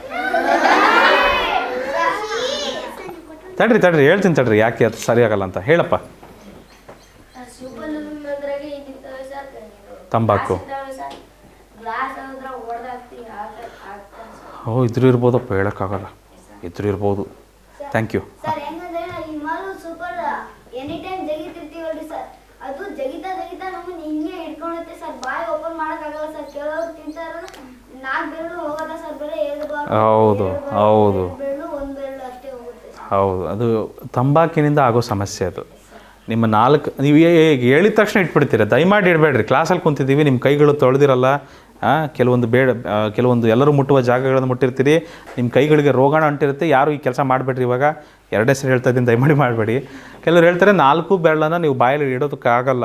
ಯಾರು ತಂಬಾಕಿನ ವ್ಯಸನಕ್ಕೆ ಒಳಪಟ್ಟಿರ್ತಾರೆ 4 ಬೆರಳುಗಳನ್ನು ಅವ್ರ ಬಾಯಲ್ಲಿ ಈ ಥರ ಇಟ್ಕೊಳಕ್ಕೆ ಬರೋಲ್ಲ. ಯಾಕಂದರೆ ತೆಗಿಯೋಕ್ಕೆ ಬರೋಲ್ಲ ಅವರಿಗೆ, ಅಗಲವಾಗಿ ಆ ಥರ ಆಗಿರುತ್ತೆ ಅವ್ರ ಬಾಯಿ. ಯಾರು ಇಡಬೇಡ್ರಿ. ನೀವು ಬಾತ್ರೂಮಿಗೆ ಹೋದಾಗ ಮುಖ ತೊಳಿಬೇಕಾದ್ರೆ ಒಂದ್ಸರಿ ನೀವೇ ಚೆಕ್ ಮಾಡ್ಕೊಂಬಿಟ್ರಿ ಬೇಕಾದ್ರೆ. ಅವ್ರ ಬಾಯಿ ಆ ಥರ ಇದಾಗಿರುತ್ತೆ, ಕೆಟ್ಟೋಗಿರ್ತದು. ಕ್ಯಾನ್ಸರ್ ಬರುವ ಸಾಧ್ಯತೆ ಹೆಚ್ಚಿರುತ್ತೆ ಅವರಿಗೆ. ಆಯಿತಾ? ಆಗುತ್ತೆ ಖಂಡಿತ. ಈಗೆಲ್ಲ ಅಡಿಕೆ ಚೀಟ್ಗಳಲ್ಲಿ ಹೆಚ್ಚು ಕೆಮಿಕಲ್ ಹಾಕ್ತಾರೆ, ಭಾಳ ಕ್ಯಾನ್ಸರ್ ಬರುವಂಥ ಕೆಮಿಕಲ್ ಎಲ್ಲ ಹಾಕಿರ್ತಾರೆ ಅದರಲ್ಲಿ. ಅದೇನೋ ಒಂಥರ ಸ್ಮೆಲ್ ಬರುತ್ತೆ, ಚೆನ್ನಾಗಿ ಸಿಹಿ ಅನಿಸುತ್ತೆ ಅಂತ ತಿಂತಾರೆ. ಏನಪ್ಪ ಅದರಲ್ಲಿ ಬೇಡವಾದ ಕೆಮಿಕಲ್ ಎಲ್ಲ ಹಾಕಿರ್ತಾರೆ. ನಿನಗೆ ಗೊತ್ತಾ ಹೇಗೆ ಮಾಡಿರ್ತಾರೆ ಅದನ್ನು, ಏನೇನು ಕೆಮಿಕಲ್ ಹಾಕಿದ್ದಾರೆ ಅಂತ? ಚೆನ್ನಾಗಿ ನಿಮಗೆ ರುಚಿ ಬರಲಿ ಅಂತ. ರುಚಿಗಲ್ವ ತಿನ್ನೋದು ಬಹುತೇಕರು ನೀವು. ಒಂದು ನಿಮಿಷ ಹೇಳಪ್ಪ. ಸರ್ ಮದ್ಯಪಾನ ಕುಡಿಯೋದ್ರಿಂದ ಇಲ್ಲ, ಕೊರೋನಾ ಹೋಗುತ್ತೆ, ಅದರ ತಪ್ಪು, ಸುಳ್ಳದು. ಹೇಳಪ್ಪ. ಸರ್ ಅಡಿಕೆ ಚೀಟು, ಹಲ್ಲು ಅಡಿಕೆ ಚೀಟು ಅವೆಲ್ಲಕ್ಕೆ ಅದು ಗ್ಲಾಸ್ ಪುಡಿ ಮಾಡಿ ಹಾಕಿ ಇದು ಮಾಡ್ತಾರೆ ಸರ್. ಅದು ಹೇಳಿದ್ನಲ್ಲ, ನಮ್ಮ ಲಿಖಿತ್ ಹೇಳ್ದ ಅದೇ ಮಾತನ್ನು. ಓಕೆ ನೋಡಿ, ಈ ಮದ್ಯಪಾನ, ಧೂಮಪಾನ ಅಥವಾ ಇತರೆ ವ್ಯಸನಗಳು ಏನಿದ್ದಾವೆ, ಇದರಲ್ಲಿ ಮನುಷ್ಯನಿಗೆ ಏನಿಸುತ್ತೆ ಅಂದರೆ ಭಾಳ ಸಂತೋಷ, ಭಾಳ ತೃಪ್ತಿ, ಆನಂದ ಅಂತ ಇರುತ್ತೆ. ಆದರೆ ಅದು ಎಲ್ಲಿವರೆಗೂ ಇರುತ್ತೆ ಅಂದರೆ, ಅದು ಎಲ್ಲಿವರೆಗೂ ನಿಮ್ಮ ಶರೀರದಲ್ಲಿ ಇರುತ್ತೋ ಅಲ್ಲಿವರೆಗೂ ಇರುತ್ತೆ ಅಷ್ಟೇ. ಅದು ಒಂದು ಸ್ವಲ್ಪ ಹೊತ್ತು ಆದಮೇಲೆ ಏನಾಗುತ್ತೆ, ಒಂದು ಸ್ವಲ್ಪ ಹೊತ್ತು ಆದಮೇಲೆ ಹಾಗೇ ಇರ್ತೀರಾ, ಆಮೇಲೆ ಏನಾಗ್ತೀರಿ, ಭಾಳ ಖಿನ್ನತೆಗೆ ಒಳಗಪಡ್ತೀರಿ, ಭಾಳ ಬೇಜಾರಾಗ್ಬಿಡುತ್ತೆ, ಇನ್ನೂ ಬೇಕು ಅನಿಸುತ್ತೆ. ಅದಿಲ್ದಂಗೆ ಇರೋದಕ್ಕೆ ಕಷ್ಟ ಆಗ್ಬಿಡುತ್ತೆ ನಿಮಗೆ. ಮತ್ತೊಂದು ಸರಿ ಹೋಗ್ತಾ ತಗೊಳ್ಳೋಣ, ಮತ್ತು ಈ 1 ಬಾಟ್ಲು ತಾಂತಿದ್ರೆ ಆಮೇಲೆ 2 ಬಾಟ್ಲು ತಾಂತಾರೆ, 3 ಬಾಟ್ಲು ತಾಂತಾರೆ. ಹೀಗೆ ಮಾಡ್ತಾ ಒಂದು ನಿಮಿಷ ಸಮರ್ಥ, ಹೀಗೆ ಮಾಡ್ತಾ ಅದ್ರ ಜೊತೆಗೇ ಇರಬೇಕು ಅನಿಸ್ಬಿಡುತ್ತೆ, ದಿನಪೂರ್ತಿ ಅದರಲ್ಲೇ ಇರಬೇಕು ಅನಿಸ್ಬಿಡುತ್ತೆ ಮನುಷ್ಯನಿಗೆ. ಆ ಥರ ಆಗುತ್ತೆ. ಸರ್ ಇನ್ನೂ ಒಳ್ಳೇದಲ್ವ ಸರ್, ಆರಾಮಿರ್ತಾರಲ್ವ? ಆ ಥರ ಇದ್ದರೆ ಏನು ಸಮಸ್ಯೆ ಅಲ್ವಾ? 1 ವರ್ಷಕ್ಕೆ 2 ವರ್ಷಕ್ಕೆ ಸಾಯ್ತಾರೆ, ಲಿವರ್ ಜಲ್ದಿ ಸಾಯ್ತಾರೆ. ಮತ್ತು ಆದರೆ ಇದ್ರೆ ಏನು ಸಮಸ್ಯೆ ಸರ್, ನಿಮಗೇನು ಸಮಸ್ಯೆ? ಅವ್ರು ಆರಾಮಿರಲಿ ಬಿಡ್ರಿ ಅಂತ ನಿಮಗನ್ಸುತ್ತೆ. ಈಗ ನಿಮಗೊಂದು ಮಾತು ಹೇಳ್ತೀನಿ ನಾನು, ಅವ್ರು ಹಾಗೇ ಇರಲಿ ಅನ್ನೋದಾದರೆ, ನಿಮಗೆ ಇವಾಗ ಹುಷಾರಿಲ್ಲ ವೈಷ್ಣವಿ, ನಿಮಗೆ ಹುಷಾರಿಲ್ಲ, ನೀವು ಆಪ್ರೇಷನ್ ಮಾಡಿಸ್ಕೊಬೇಕು ಇವಾಗ ಡಾಕ್ಟ್ರ್ ಹತ್ರ. ಅರ್ಥ ಆಯ್ತಾ? ನೀವು ಆಪ್ರೇಷನ್ ಟೇಬಲ್ ಮೇಲೆ ಮಕ್ಕೊಂಡಿರಿ ಹಿಂಗೆ. ಡಾಕ್ಟರ್ ಬಂದು ಈಗ ಇಲ್ಲಿಗೆ ಆಪ್ರೇಷನ್ ಮಾಡ್ತಾರೆ. ಡಾಕ್ಟರು ಚೆನ್ನಾಗಿ ಮದ್ಯಪಾನ ಮಾಡಿ ಬಂದಿದ್ದಾರೆ. ಆಪ್ರೇಷನ್ ಮಾಡಿಸ್ಕೊತೀರಾ? ಹಾಂ, ಮಾಡಿಸ್ಕೊತೀರಾ?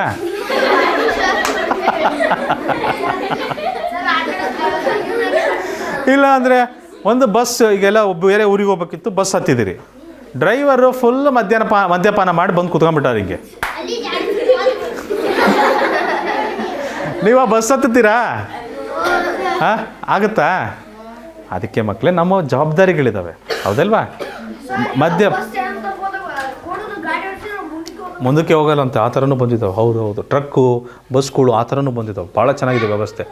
ಮಕ್ಕಳೇ, ಈ ಮದ್ಯಪಾನ ಇವೆಲ್ಲ ಇದಾವಲ್ಲ, ಇವನ್ನ ಯಾವನು ಮಾಡೋಕ್ಕೆ ಹೋಗಬೇಡಿ. ಇದು ತಾತ್ಕಾಲಿಕ ತೃಪ್ತಿಯನ್ನು ಕೊಡ್ಬೋದು, ತಾತ್ಕಾಲಿಕ ತೃಪ್ತಿ, ಸ್ವಲ್ಪ ಹೊತ್ತು ನಿಮಗೆ ಚೆನ್ನಾಗಿ ಅನಿಸ್ಬೋದು. ಆದರೆ ದೂರದೃಷ್ಟಿಯಲ್ಲಿ ನಿಮಗಿದು ಕೆಟ್ಟದಾಗೇ ಪರಿಣಮಿಸುತ್ತೆ. ಆಯಿತಾ? ಅರ್ಥ ಆಗ್ತಿದೆ? ಆಯಿತು, ಒಂದು ಮಾತು ಹೇಳ್ರಿ. ನೀವಿಷ್ಟು ವ್ಯಕ್ತಿತ್ವದ ಬಗ್ಗೆ ಓದ್ತೀರಿ, ಸುಭಾಷ್ ಚಂದ್ರ ಬೋಸು, ಭಗತ್ ಸಿಂಗು, ಗಾಂಧೀಜಿ, ರಾಜ್ಗುರು, ಎಷ್ಟೋ ಜನ ಸ್ವತಂತ್ರ ಹೋರಾಟಗಾರರ ಬಗ್ಗೆ, ಎಷ್ಟೋ ಮಹಾನ್ ಮೇರು ವ್ಯಕ್ತಿತ್ವಗಳ ಬಗ್ಗೆ, ಕುವೆಂಪು, ದ ರಾ ಬೇಂದ್ರೆ, ಎಷ್ಟೋ ಜನರ ಬಗ್ಗೆ ಓದಿದಿರಲ್ಲ. APJ ಅಬ್ದುಲ್ ಕಲಾಂ. ಹೇಳ್ರಪ್ಪ, APJ ಅಬ್ದುಲ್ ಕಲಾಂ ಎಷ್ಟು ಕುಡಿತಿದ್ರು ಅಂತ? ಏನಾದರೂ ಸಿಗರೇಟ್ ಸೇತಿದ್ರು ಅವರು? ಹಾಂ, ಎಲ್ಲಾದರೂ ಉದಾಹರಣೆ ಇದೆಯಾ? ಸ್ವಾಮಿ ವಿವೇಕಾನಂದರು ಏನಾದರೂ ಮಾಡಿದ್ರಾ? ಮತ್ತೆ ನಾವು ಮಾಡಬೇಕಾ? ಮತ್ತು ನಾವು ಅವರ ಹಾದಿಯಲ್ಲಿ ನಡಿಬೇಕಲ್ವೇ? ಹಾಂ, ಅವ್ರಿಗಿಂತ ಇನ್ನೂ ಚೆನ್ನಾಗಿರೋ ಹಾದಿಯಲ್ಲೂ ನಡಿಬೋದು ನಾವು ಮನಸ್ಸು ಮಾಡಿದ್ರೆ. ಸರ್ ಅವ್ರು ಮಾಡಿರೋ ಸಾಧನೆ ನಾವು ಮಾಡಿದ್ರೆ ನಮಗೂ ಹಂಗೆ ಹೆಸರು ಇಟ್ಕರಿ, ಹಂಗೆ ಇದ್ದಾರೆ ಸರ್. ನನ್ನ ಪ್ರಕಾರ ಸಮರ್ಥ ಸ್ವಾಮಿ ವಿವೇಕಾನಂದರು ಅಥವಾ ಇತರರು ಯಾರು ಸಾಧನೆ ಮಾಡಿದಾರಲ್ಲ ಅವರು, ನೀವು ಅವ್ರ ಥರ ಸಾಧನೆ ಮಾಡಿದ್ರೆ ದೊಡ್ಡ ಅಪರಾಧ ಮಾಡ್ದಂಗೆ ನೀವು ಅವ್ರಿಗಿಂತ ಜಾಸ್ತಿ ಸಾಧನೆ ಮಾಡ್ಬೇಕು ಇವಾಗ. ಯಾಕೆ? ಅವ್ರ ಹತ್ರ ಫೋನ್ಗಳಿದ್ವಾ? ಅವ್ರ ಹತ್ರ ಇಂಟರ್ನೆಟ್ ಇತ್ತಾ? ಹಾಗೆ ಯೋಚನೆ ಮಾಡಿರಿ, ಆ ಸೈಂಟಿಸ್ಟ್ಗಳು ಎಲ್ಲ ಕವಿಗಳು ಎಲ್ಲ ಇದ್ರಲ್ಲ ಅವಾಗ, ಅವ್ರ ಹತ್ರ ಇಂಟರ್ನೆಟ್ಟು ಇವೆಲ್ಲ ಇದ್ದಿದ್ರೆ ಎಷ್ಟು ಬರೀತಿದ್ರು ಇನ್ನೂ ಅವರು. ಟೈಪಿಂಗೇ ಇದ್ದಿದ್ದಿಲ್ಲ, ಕೈಯಲ್ಲಿ ಬರಿಬೇಕಿತ್ತು ಪುಸ್ತಕವನ್ನು, ಪ್ರಿಂಟರ್ ಇದ್ದಿದ್ದಿಲ್ಲ. ಒಂದೇ ಪುಸ್ತಕನ 10 ಸರಿ ಬರಿಬೇಕಿತ್ತು ಅವರು, 10 ಜನ ಕೊಡಬೇಕು ಅಂದರೆ. ಪುಸ್ತಕಗಳನ್ನು ಕೈಯಲ್ಲಿ ಬರೆದು ಕೊಡಬೇಕಿತ್ತು, ಮನೆ ಮನೆಗೆ ಹೋಗಿ ಮಾರಬೇಕಿತ್ತು ಅವಾಗ ಅವರು. ಇವಾಗ ಎಷ್ಟು ಎಷ್ಟು ಸುಲಭ ಆಗ್ಬಿಟ್ಟಿದೆ ಎಲ್ಲ ಕೆಲಸಗಳು. ಕೃತಾರ್ಥ ಹೇಳಪ್ಪ. ಸರ್ ಅವಾಗ ಅವ್ರು ಮಾಡ್ತಿದ್ರು, ನಾವೇನು ಮಾಡ್ತಿದ್ವಿ ಸರ್. ತಾವು ಅದು ಆ ಥರ ಅಲ್ಲ ಕಣೋ ಕೃತಾರ್ಥ. ಅದು ಮಣ್ಣಿಗೆ ಹೋಲಿಸ್ಬೇಡಪ್ಪ. ಅವರು ಜೇನು ಸವಿದಿದ್ದಾರೆ, ಅವರು ಮಣ್ಣು ತಿನ್ನೋ ಕೆಲಸ ಮಾಡಿಲ್ಲ ಕಣೋ ಕೃತಾರ್ಥ. ಅವ್ರು ಸೌದದ್ದು ಜೇನು, ಅವ್ರು ಹಂಚಿದ್ದು ಜೇನನ್ನೇ, ಮಧುನ. ಅರ್ಥ ಆಯ್ತಾ? ಬರಬೇಕಿತ್ತು ಅವಾಗ. ಬರಹಗಾರರಂತಲೇ ಕುತ್ಕೊಂಡ್ಬಿಟ್ಟು ಅದನ್ನು ಬರೆಯೋದು, ನೋಡ್ಕೋವಂಥ ಒಂದು ಪ್ರತಿನ ಬರೆಯೋದು. ಅದಕ್ಕೆ ಅವ್ರು ಬರೆದು ಪೂರ್ತಿ ಆದರೆ ಒಂದು ಕಾಪಿ ರೆಡಿ. ಈಗೆಲ್ಲ ಒಂದು ಬಟನ್ ಒತ್ಬಿಟ್ರೆ ಪರ್ರ ಅಂತ ಪ್ರಿಂಟ್ ಬಂದ್ಬಿಡ್ತದೆ. ಆವಾಗೆಲ್ಲ ಎಷ್ಟು ಕಷ್ಟ ಇತ್ತು. ನೀವೇ ಹೇಳಿ, ಇವಾಗ ನಮ್ಮ ಪೂರ್ವಜರು ಏನು ಸಾಧನೆ ಮಾಡಿದ್ರು, ನಾವು ಅವರಷ್ಟು ಸಾಧನೆ ಮಾಡಬೇಕಿಲ್ಲ, ಅವ್ರಿಗಿಂತ ಜಾಸ್ತಿ ಸಾಧನೆ ಮಾಡಬೇಕು. ನಮ್ಮ ಹತ್ರ ಸೌಕರ್ಯಗಳು ಸೌಲಭ್ಯಗಳು ಜಾಸ್ತಿ ಇದಾವೆ ತಾನೆ. ಮತ್ತು ನಾವು ಅವ್ರಿಗಿಂತ ಒಂದು ಹೆಜ್ಜೆ ಅಲ್ಲ, ಒಂದು ಹೆಜ್ಜೆ ಯಾಕೆ 100 ಹೆಜ್ಜೆ ಮುಂದೆ ಹೋಗ್ಬೋದು ಇವತ್ತಿನ ಕಾಲದಲ್ಲಿ. ಹೌದಲ್ವಾ? ಓ ಖಂಡಿತಪ್ಪ. ಆಯಿತು, ಮುಂದೆ ಹೋಗ್ತಾ ಹೋಗ್ತಾ ಅಪರಿಮಿತ ಹೆಜ್ಜೆಗಳನ್ನು ಇಟ್ಬಿಡಿ. ಆಯಿತಾ? ಮುಗೀತಲ್ಲಿಗೆ. ಬನ್ನಿ ವಾಪಸ್ ಬರೋಣ. ಎಲ್ಲಿದೆ ಮಕ್ಕಳೇ? ನಾವು ಎಲ್ಲಿದ್ದೀವಿ? ಓದೇ ಇಲ್ವಾ? ಮತ್ತು ಇಷ್ಟೊತ್ತವ್ರಿಗೆ ಏನು ಮಾಡಿದ್ವಿ? ಇದು ವ್ಯಸನಗಳಿಗೆ ಹೋಗ್ಬಿಟ್ಟಿವಿ ನಾವು. ಗ್ರಂಥಾಲಯದ ಬಗ್ಗೆ ಇದ್ವಿ ನಾವು. ಹೋ ಈ ಥರನೂ ಒಂದು ಕೆಟ್ಟ ಅಭ್ಯಾಸ ಇಟ್ಕೊಂಬಾರ್ದು ನಾವು. ಹೌದಲ್ವಿ? ಇದ್ರ ಬಗ್ಗೆ ನಾವು ಮಾತಾಡ್ತಿದ್ವಿ. ಅಪ್ಪಿ ತಪ್ಪಿ ಗ್ರಂಥಾಲಯಕ್ಕೆ ಯಾರಾದರೂ ಹೋದವರುಂಟೆ? ಅಯ್ಯೋ ಅಲ್ಲಿ ಹೋಗ್ಬಾರ್ದಪ್ಪ. ಅಲ್ಲಿ ಹೋದ್ರೆ ಏನಾಗುತ್ತೆ ಗೊತ್ತಾ? ಅಲ್ಲಿಗೆ ಹೋದರೆ ಜಾಣರಾಗ್ಬಿಡ್ತೀರಿ. ಅಲ್ಲಿಗೆ ಹೋದರೆ ಜಾಣರಾಗ್ಬಿಡ್ತೀರಿ.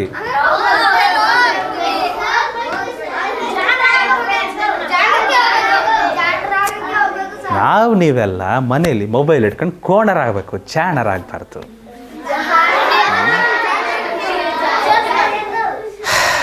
ಹೇಳಮ್ಮ. ನೋಡ್ರಿ ಎಷ್ಟು ದಾಟಿರ್ತಾರಲ್ರಿ. ಈಗೆಲ್ಲ ಡಿಜಿಟಲ್ ಲೈಬ್ರರಿ ಬಂದಿದ್ದಾವೆ ಮರಿ. ಕೆಲವೊಂದು ಪುಸ್ತಕಗಳನ್ನು ನೀವು ಇದರಲ್ಲೇ ನೋಡ್ಬೋದು, ಮೊಬೈಲ್ಗಳಲ್ಲಿ ಲ್ಯಾಪ್ಟಾಪ್ಗಳಲ್ಲೂ ನೋಡ್ಬೋದು. ಹೇಳಪ್ಪ. Yes sir. ದನ ಕಾಯ್ಕೆ ಹೋಗ್ಬೇಕು ಸರ್. Yes sir. ಹೇಳ್ರಿ ಸರ್. ಮತ್ತೆ ಯಾರು ಕೈ ಎತ್ತಿದ್ರಲ್ಲ ನೋಡಿ ಮಕ್ಕಳೇ. ಡಾಕ್ಟರ್ ಬಿ ಆರ್ ಅಂಬೇಡ್ಕರ್ ಅವರು ಇದ್ರಲ್ಲ, ಅವ್ರು ಎಷ್ಟು ಅಧ್ಯಯನಶೀಲರಾಗಿದ್ರು ಅಂದರೆ, ಗ್ರಂಥಾಲಯಕ್ಕೆ ಫಸ್ಟ್ ಹೋಗ್ತಿದ್ದವರೇ. ಇಡೀ ಗ್ರಂಥಾಲಯಕ್ಕೆ ಫಸ್ಟ್ ಹೋಗ್ತಿದ್ದವರೇ. ಈ ಬೀಗ ತೆಗಿಯೋರು ಬರ್ತಿದ್ರಲ್ಲ, ಅಲ್ಲಿ ಹೋಗಿ ನಿಂತಿರೋರು ಯಾವಾಗಲೂ ಅವರು. ಬೀಗ ತೆಗಿಯೋರು ಬರ್ತಿದ್ರು. ಬೀಗ ತೆಗೆದು ಫಸ್ಟ್ ಗ್ರಂಥಾಲಯಕ್ಕೆ ಒಳಗೆ ಹೋಗಿ ಅಂಬೇಡ್ಕರ್ ಪುಸ್ತಕಗಳು ಇಟ್ಕೊಂಡು ಕೂತ್ಕೊಂಡ್ಬಿಡೋರು ಹಿಂಗೆ. ಅರ್ಥ ಆಯ್ತಾ? ಆಮೇಲೆ ಗ್ರಂಥಾಲಯದಿಂದ ಲಾಸ್ಟ್ ಹೋಗ್ತಿದ್ದು ಅಂಬೇಡ್ಕರೇ.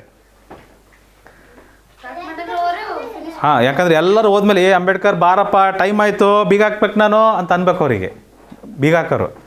ಆಮೇಲೆ ಬಂದೆ ಸರ್ ಬಂದೆ ಅಂತ ನಿಧಾನಕ್ಕೆ ಹೋಗ್ತಿದ್ರು ಅವ್ರ ಹೊರಗೆ. ಅಷ್ಟು ಓದ್ತಿದ್ರು. ಆಮೇಲೆ ಮಧ್ಯಾಹ್ನ ಊಟಕ್ಕೆ ಎದ್ದೋಗ್ಬಿಟ್ರೆ ಟೈಮ್ ಹೋಗ್ಬಿಡುತ್ತಾ. ಬೆಳಿಗ್ಗೆನೇ ಚೆನ್ನಾಗಿ ಹೊಡ್ಕೊಂಬಿಡೋದು, ಚೆನ್ನಾಗಿ ಊಟ ಮಾಡ್ಕೊಂಬಿಡೋದು ಬೆಳಿಗ್ಗೆನೇ. ಮಧ್ಯಾಹ್ನಕ್ಕೆ ಊಟಕ್ಕೆ ಹೋಗಂಗಿಲ್ಲ. ಮುಗೀತು, ಒಂದೊತ್ತೇ ಊಟ. ರಾತ್ರಿ ಇಲ್ಲ, ಸಿಕ್ಕರೆ ಸಿಕ್ತು, ಇಲ್ಲಾಂದ್ರೆ ಇಲ್ಲ. ಇಷ್ಟಿತ್ತು ಆಗ ಕಷ್ಟ ಮಾಹಿತಿಗೆ. ಅವ್ರಿಗೆ ಜ್ಞಾನದ ಹಸಿವು ಅಷ್ಟಿತ್ತು ಅವಾಗ ಅವರಿಗೆ. ಅಂಬೇಡ್ಕರ್ ಅಷ್ಟೇ ಅಲ್ಲ, ಭಾಳ ಜನ ಸೈಂಟಿಸ್ಟ್ಗಳು, ಭಾಳ ಜನ ಮೇರು ವ್ಯಕ್ತಿತ್ವಗಳು, ಅವರೆಲ್ಲ ಅಧ್ಯಯನಕ್ಕೆ ಹೆಚ್ಚು ಒತ್ತು ಕೊಡ್ತಾರೆ ಮಕ್ಕಳೇ. ಅದಕ್ಕೆ ಅತ್ಯಂತ ಉತ್ತಮವಾದ ಜಾಗ ಅಂದರೆ ಗ್ರಂಥಾಲಯ. ಗ್ರಂಥಾಲಯಕ್ಕೆ ಒಂದು ಯಾವಾಗಾದರೂ ಭೇಟಿ ಕೊಟ್ಟಿದ್ದೀರಾ? ದುರಾದೃಷ್ಟ ಏನಪ್ಪ ಅಂದರೆ, ಇವತ್ತಿನ ದಿನಗಳಲ್ಲಿ ನಮ್ಮ ಊರುಗಳಲ್ಲಿರುವ ಚಿಕ್ಕ ಚಿಕ್ಕ ಗ್ರಂಥಾಲಯಗಳು ಎಲ್ಲವೂ ಸತ್ತೋಗ್ತಾ ಇದ್ದಾವೆ. ಯಾಕಂದರೆ ನೀವು ಯಾರೂ ಅಲ್ಲಿಗೆ ಹೋಗ್ತಾ ಇಲ್ಲ. ಅದಕ್ಕೆ ನೀವು ಯಾರೂ ಅಲ್ಲಿಗೆ ಹೋಗ್ತಾ ಇಲ್ಲ. ದೊಡ್ಡವರಿಗೆ ಅಷ್ಟೇ ಕೊಟ್ಟಿದ್ದಾರೆ. ಅದಕ್ಕೆ ನೀವು ಏನು ಮಾಡ್ಬೋದು, ನಿಮ್ಮ ಶಾಲೆಯಿಂದ ಒಂದು ನಿಮ್ಮ ಹೆಡ್ ಮಾಸ್ಟರ್ ಕಡೆಯಿಂದ ಒಂದು ಲೆಟ್ರ್ ಬರೆಸ್ರಿ. ಚಿಣ್ಣರಿಗೂ ಸಹ ಸಣ್ಣ ಮಕ್ಕಳಿಗೂ ಸಹ ಪುಸ್ತಕಗಳನ್ನು ತಂದುಕೊಡಿ, ಅವ್ರಿಗೆ ಅವಕಾಶ ಮಾಡಿ. ನೀವು ಹೋದರೆ ಯಾರೂ ಬೈಯಲಕ್ಕಂತ. ಈಗ ನೀವು ಬಹುತೇಕ ಗ್ರಂಥಾಲಯಗಳಲ್ಲಿ ನೀವೇನು ಮಾಡ್ತೀರಿ, ದೊಡ್ಡವ್ರು ಹೋಗಿರ್ತಾರೆ, ನ್ಯೂಸ್ ಪೇಪರ್ ಓದ್ತಿರ್ತಾರೆ, ನೀವು ಓದಿದ ತಕ್ಷಣ ಹಿಂಗೆ ನೋಡ್ಬಿಡ್ತಾರೆ ನಿಮ್ಮನ್ನು ನೋಡಿದ ತಕ್ಷಣ ನಿಮಗೆ ಭಯ ಪಡುತ್ತೆ. ನೀವು ತಪ್ಪು ಮಾಡಿಲ್ಲ ಅಂದರೆ ಯಾಕೆ ಭಯ ಪಡ್ತೀರಿ? ಗ್ರಂಥಾಲಯ ಇರೋದೇ ನಿಮಗೋಸ್ಕರ, ದೊಡ್ಡವರಿಗಲ್ಲ. ಗ್ರಂಥಾಲಯದಲ್ಲಿರುವ ಮೊದಲ ಹಕ್ಕು ಮಕ್ಕಳಿಗೆ, ದೊಡ್ಡವರಿಗಿಲ್ಲ ಅದು. ಅದು ದುರಾದೃಷ್ಟಪ್ಪ, ಏನು ಮಾಡ್ತೀರದು? ವಾರದ 7 ದಿನವೂ ಓಪನ್ ಇರಬೇಕು ಅದು. ಇರಲಿ, ಇಂಚರ ಹೇಳಿ. ಬರೀ ತಂದಿಟ್ರೆ ಓದಿದ್ರೆ ಇಲ್ಲ? ಓದ್ಬೇಕದನ್ನು. ಓಕೆ. ಅಂದರೆ ನಿಷ್ಕ್ರಿಯಗೊಳ್ತಾ ಇದ್ದಾವೆ ಅಂತ ಅರ್ಥ. ಅವನತಿಗೊಳಪಡ್ತದವೆ ಇವು ಸಹ. ಬನ್ನಿ ಗದ್ಯ ಭಾಗವನ್ನು ಓದ್ಬಿಡೋಣ. ಗ್ರಂಥಾಲಯಗಳು ಜ್ಞಾನದ ಅಮೂಲ್ಯ ಖಜಾನೆಗಳಾಗಿವೆ. ಇವು ನಮ್ಮ ಸಮಾಜದಲ್ಲಿ ಅಪಾರ ಮಹತ್ವದ ಪಾತ್ರವನ್ನು ನಿರ್ವಹಿಸುತ್ತವೆ. ಗ್ರಂಥಾಲಯಗಳು ಬಹುವಿಧದ ವಿಷಯಗಳ ಮೇಲಿನ ಪುಸ್ತಕಗಳು, ಪತ್ರಿಕೆಗಳು ಮತ್ತು ಮಾಹಿತಿ ಸಂಪನ್ಮೂಲಗಳನ್ನು ಪ್ರದಾನ ಮಾಡುತ್ತವೆ. ಒಂದು ರೀತಿ ಇರೋದಿಲ್ಲ, ಅಲ್ಲಿ ದಿನಪತ್ರಿಕೆಗಳು ಬರ್ತವೆ, ಮಾಸಪತ್ರಿಕೆಗಳು ಬರ್ತವೆ, ಪುಸ್ತಕಗಳು, ಭಾಳ ವಿಷಯಗಳ ಮೇಲೆ ಪುಸ್ತಕಗಳು ಸಿಗ್ತವೆ. ಅದೊಂದು ಅದ್ಭುತವಾದ ಸಂಪನ್ಮೂಲ. ಯಾರಾದರೂ ರಿಸರ್ಚ್ ಮಾಡಬೇಕು ಅಂತಾರೆ, ಸೈಂಟಿಸ್ಟ್ ಆಗಬೇಕು ಅಂತಾರಲ್ಲ, ಅವ್ರು ಬಹುತೇಕ ತಮ್ಮ ಸಮಯವನ್ನು ಗ್ರಂಥಾಲಯದಲ್ಲೇ ಕಳೀತಾರೆ. ಯಾಕಂದರೆ ಹಳೆಯ ಸೈಂಟಿಸ್ಟ್ಗಳು ಇರ್ತಾವಪ್ಪ, ಇಷ್ಟಿಷ್ಟು ದೊಡ್ಡ ದೊಡ್ಡ ಪುಸ್ತಕಗಳು ಇರ್ತವೆ. ಓ ಖಂಡಿತ, ಇದಕ್ಕೂ ದೊಡ್ಡ ಗ್ರಂಥಾಲಯ ಇದ್ದಾವೆ.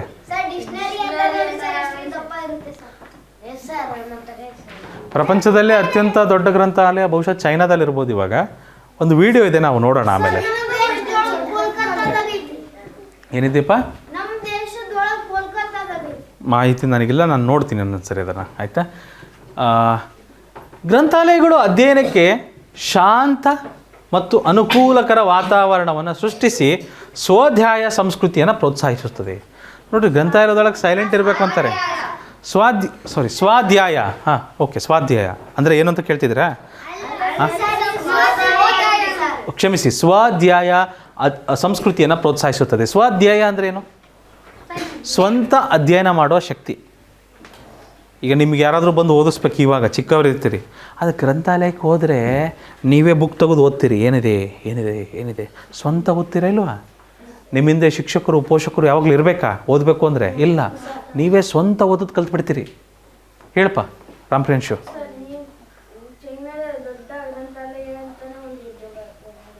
ನೋಡೋಣ. ಇಲ್ಲಪ್ಪ, ಬೇಡ, ಆ ಥರ ಬೇಡ. ಗ್ರಂಥಾಲಯ ಅಂತ ಎಲ್ಲ ಗ್ರಂಥಾಲಯಗಳ ಕೆಲಸ ಒಂದೇ. ನಿಮಗೊಂದು okay, very good, thank you. ಇವು ದುರುಪಯೋಗ ಆಗ್ತಾ ಇದೆ ಅಷ್ಟೇ, ಮತ್ತೇನು ಹೇಳೋಕ್ಕಾಗಲ್ಲ. ಅವ್ರು ದಡ್ಡರಾಗ್ತಾ ಇದ್ದಾರೆ, ಮತ್ತು ಅದರಿಂದ ಸಣ್ಣ ಮಕ್ಕಳು ನೋಡಿ ಅವರು ದಡ್ಡರಾಗ್ತಾರೆ. ಇವು ಸಮುದಾಯದ ಕೇಂದ್ರ ಬಿಂದುಗಳಾಗಿ ಕಾರ್ಯನಿರ್ವಹಿಸಿ ವೈವಿಧ್ಯಮಯ ಕಾರ್ಯಕ್ರಮಗಳನ್ನು ಆಯೋಜಿಸುತ್ತವೆ. ಆಧುನಿಕ ಗ್ರಂಥಾಲಯಗಳು ಡಿಜಿಟಲ್ ತಂತ್ರಜ್ಞಾನದ ಸಹಾಯದಿಂದ ಮಾಹಿತಿ ಸೇವೆಗಳನ್ನು ಒದಗಿಸುತ್ತವೆ. ಈ ಥರನೂ ಇದ್ದಾವೆ. ಹೀಗೆ ಗ್ರಂಥಾಲಯಗಳು ಜ್ಞಾನ ಪ್ರಸಾರ, ಸಾಕ್ಷರತಾ ಅಭಿವೃದ್ಧಿ ಮತ್ತು ಸಮುದಾಯ ಪ್ರಗತಿಗೆ ಅಪರಿಮಿತ ಕೊಡುಗೆಯನ್ನು ನೀಡುತ್ತವೆ. ತೇಜಸ್ ಹೇಳಿ. ಹೋದರೆ ಬುಕ್ ತಗೊಂಡಂಗೆ ಓಡ್ ಬಂದರೆ ಖಂಡಿತ ಬೈತಾರೆ, ಜೊತೆಗೆ 4 ಪೆಟ್ಟು ಕೊಡ್ತಾರೆ. ಅಲ್ಲಿ ನೀವು ಬರಿಬೇಕು, ನಿಮ್ಮ ಆಧಾರ್ ಕಾರ್ಡ್ ಕೊಟ್ಬಿಟ್ಟು ನೀನು ಯಾರಪ್ಪ, ಯಾರ ಮನೇಲಿ ಇದೆಯಪ್ಪ, ಯಾರ ಮಗಪ್ಪ ಅಂತೆಲ್ಲ ಕೇಳ್ತಾರೆ. ನಿನ್ನ ಪರಿಚಯದಂಗೆ ಕೊಟ್ಬಿಟ್ರೆ ನೀನು ತಗೊಂಡೋಗ್ಬಿಟ್ರೆ ಹಾಗೆ ಗ್ರಂಥಾಲಯಕ್ಕೆ ನಷ್ಟವಾಗುತ್ತಲ್ವಾ? ಸೊ ನೀವು ಅದನ್ನು ಇಶ್ಯೂ ಮಾಡ್ಕೊಬೇಕು. ನಿಮ್ಮ ID ಕಾರ್ಡ್ ಕೊಟ್ಟು ಇಶ್ಯೂ ಮಾಡ್ಕೊಂಬಿಟ್ಟು ನಿಮಗೆ ಕೊಡ್ತಾರೆ ಅವರು, ನಿಮ್ಮ ಹೆಸರು ಬರ್ಕೊಂಡು ಕೊಡ್ತಾರೆ. ಮತ್ತು ನೀವು ಮರಳಿ ಕೊಡಬೇಕು. ಮರಳಿ ಕೊಡಲಿದ್ರೆ ಮತ್ತೆ ದಂಡ ಹಾಕ್ತಾರೆ. ಅದು ಭಾಳ ಉತ್ತಮ. ಅಲ್ಲೇ ಹೋಗ್ಬಿಟ್ಟು ಓದ್ಬಿಟ್ಟು ಅಲ್ಲೇ ಇಟ್ಟು ಬಂದರೆ ಭಾಳ ಉತ್ತಮ. ಆ ಥರ ಹೌದು ಸಮರ್ಥ. ಹೇಳಪ್ಪ. ಕೆಲವೊಂದು ಗ್ರಂಥಾಲಯಗಳಲ್ಲಿ ಒಂದು 15 ರೂಪಾಯಿನೋ, ತಿಂಗಳಿಗೆ ಒಂದು 20 ರೂಪಾಯಿನೋ, 100 ರೂಪಾಯಿನೋ ಆ ಥರ ಇರುತ್ತೆ. ಅಷ್ಟೇ, ಭಾಳ ಕಡಿಮೆ ಇರುತ್ತೆ, ಜಾಸ್ತಿ ಇರಲ್ಲ. ಅಲ್ಲಿ ನೋಡಿರಿ, ನೀವು ಒಂದು 100 ರೂಪಾಯಿ ಕೊಟ್ರಿ ಅಂತ ತಿಳ್ಕೊಳ್ಳೋಣ ತಿಂಗಳಿಗೆ. ಅಲ್ಲಿ ದಿನ ನ್ಯೂಸ್ ಪೇಪರ್ ಫ್ರೀ ಸಿಗ್ತಾವ ನಿಮಗೆ.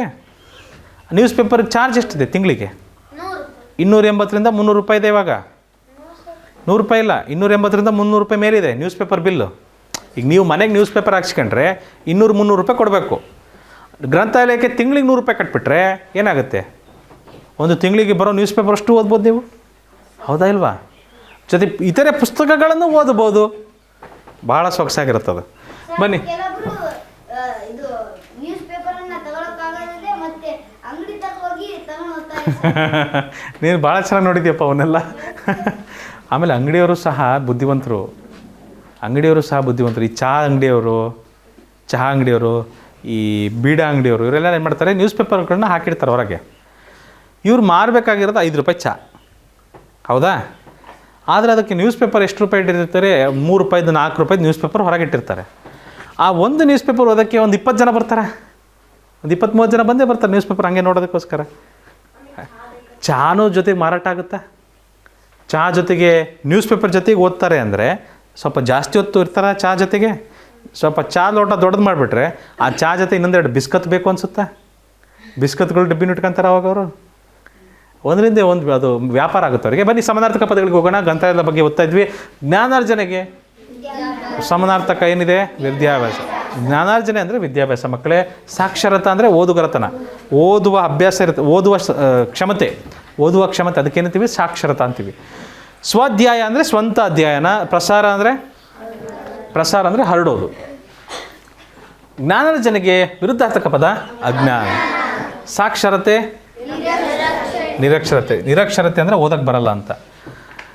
ಸ್ವಾಧ್ಯಾಯ ಅಧ್ಯಯನ ರಹಿತ. ಪ್ರಸಾರ ಸಂಕುಚಿತ. ಪ್ರಸಾರ ಅಂದರೆ ಹರಡೋದು, ಅದಕ್ಕೆ ವಿರುದ್ಧ ಪದ ಸಂಕುಚಿತ. ಪ್ರಧಾನ ಪದದ ವಿರುದ್ಧಾರ್ಥಕ ಪದ ಪ್ರಧಾನ ಅಂದರೆ ಏನು? ಕೊಡುವುದು ಅಂತ ಅರ್ಥ. ಅದಕ್ಕೆ ವಿರುದ್ಧಾರ್ಥಕ ಪದ ತೆಗೆದುಕೊಳ್ಳುವುದು ಮಕ್ಕಳೇ, ತೆಗೆದುಕೊಳ್ಳುವುದು. ಸಮಾರಂಭಗಳಲ್ಲಿ ಪ್ರಶಸ್ತಿ ಪ್ರದಾನ ಮಾಡಿದರು ಅಂತ ಹೇಳ್ತಾರೆ, ಕೇಳಿದಿರಲ್ವಾ? ಓಕೆ. ಗ್ರಂಥಾಲಯಗಳು ಹೌದು. ಓಕೆ. ಗ್ರಂಥಾಲಯಗಳು ಬಹುವಿಧ ವಿಷಯಗಳ ಮೇಲಿನ ಡ್ಯಾಶ್ ಮತ್ತು ಮಾಹಿತಿ ಸಂಪನ್ಮೂಲಗಳನ್ನು ಪ್ರದಾನ ಮಾಡುತ್ತವೆ. ಪುಸ್ತಕಗಳು, ಪತ್ರಿಕೆಗಳು. ಕರೆಕ್ಟಾ? ಸಿಕ್ತಪ್ಪ. Option A. Thank you Tejas.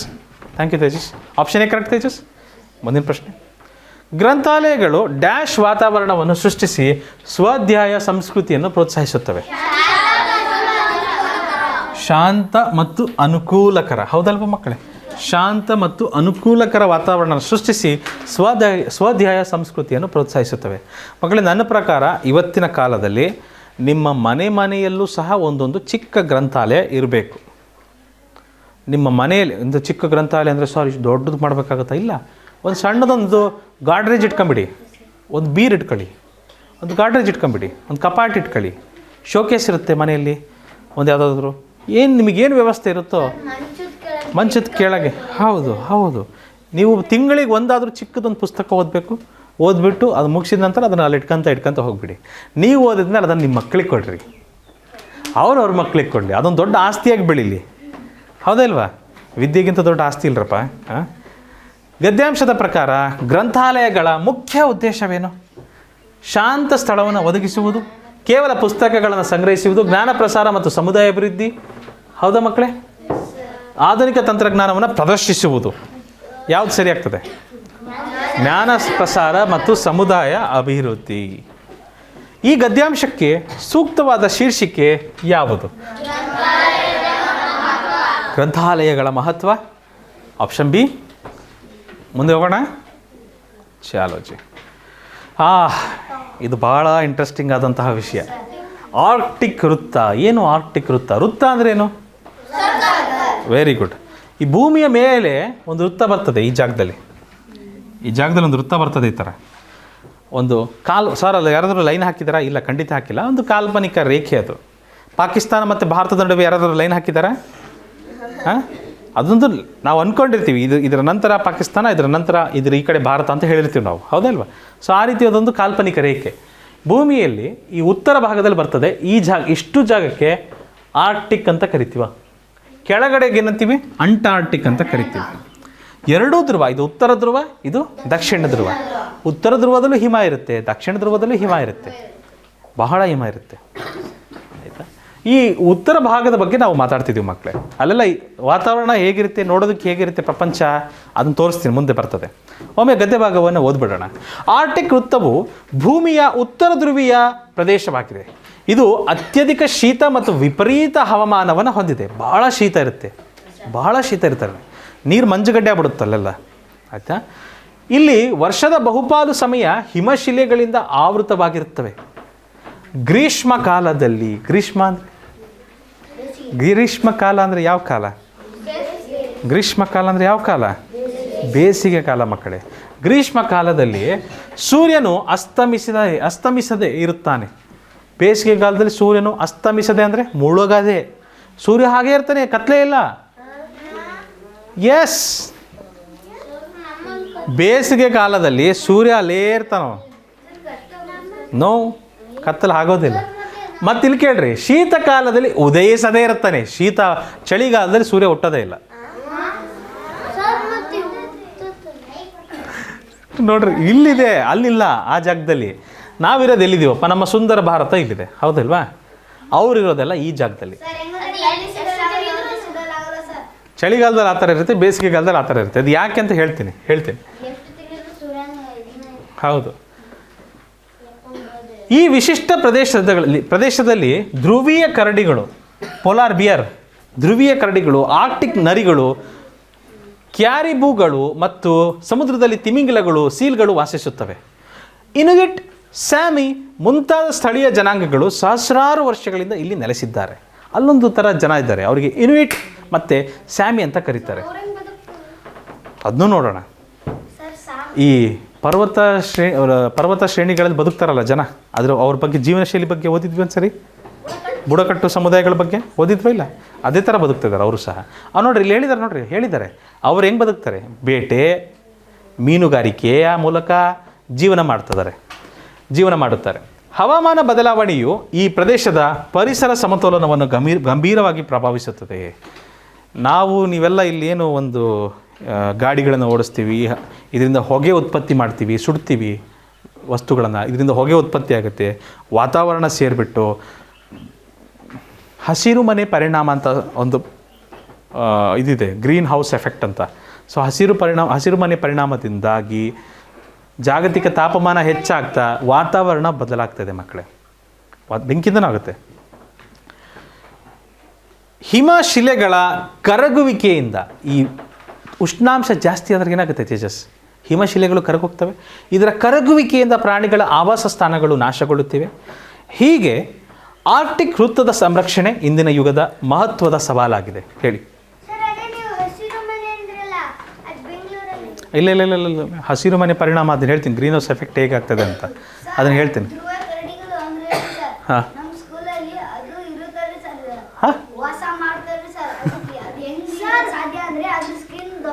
ಹಾಂ ವೆರಿ ಗುಡ್. ಪೋಲಾರ್ ಬೇರ್, ಅಬ್ಸಲ್ಯೂಟ್ಲಿ ಕರೆಕ್ಟ್. ನಾನು ಒಂದು ವಿಷಯ ಹೇಳಬೇಕು ಅಂತ ಇದ್ದೆ, ತೇಜಸ್ ಮರೆಸ್ಬಿಟ್ಟ ನನಗೆ. ಏನು ಹೇಳಬೇಕಂತ ಇದ್ದೆ ಮಕ್ಕಳೇ? ಇಲ್ಲಿ ಹಿಮ ಕರಗ್ದಂಗೆ ಇರ್ಬೇಕು. ಯಾಕೆ? ಇಲ್ಲಿ ಹಿಮ ಕರಗಿದ್ರೆ ಏನು ಅಪಾಯ ಇದೆ?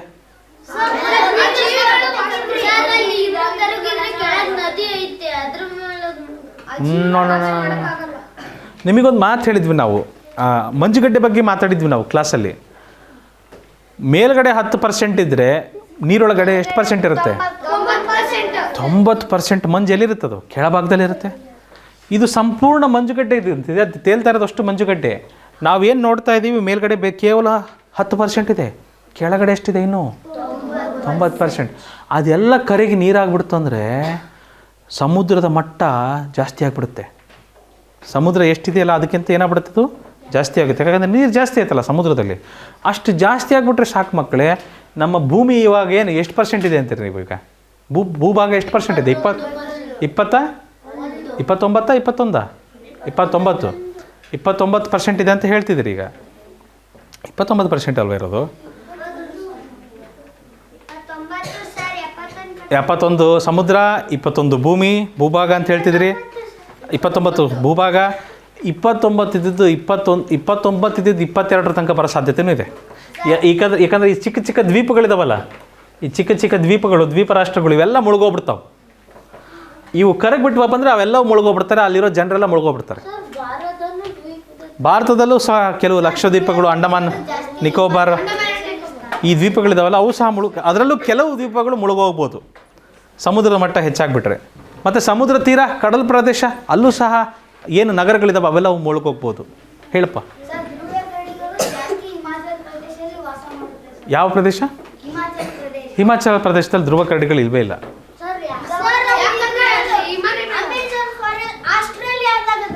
ಅಲ್ಲಿರ್ಬೋದು. ಇಂಡಿಯಾದಲ್ಲಿಲ್ಲ.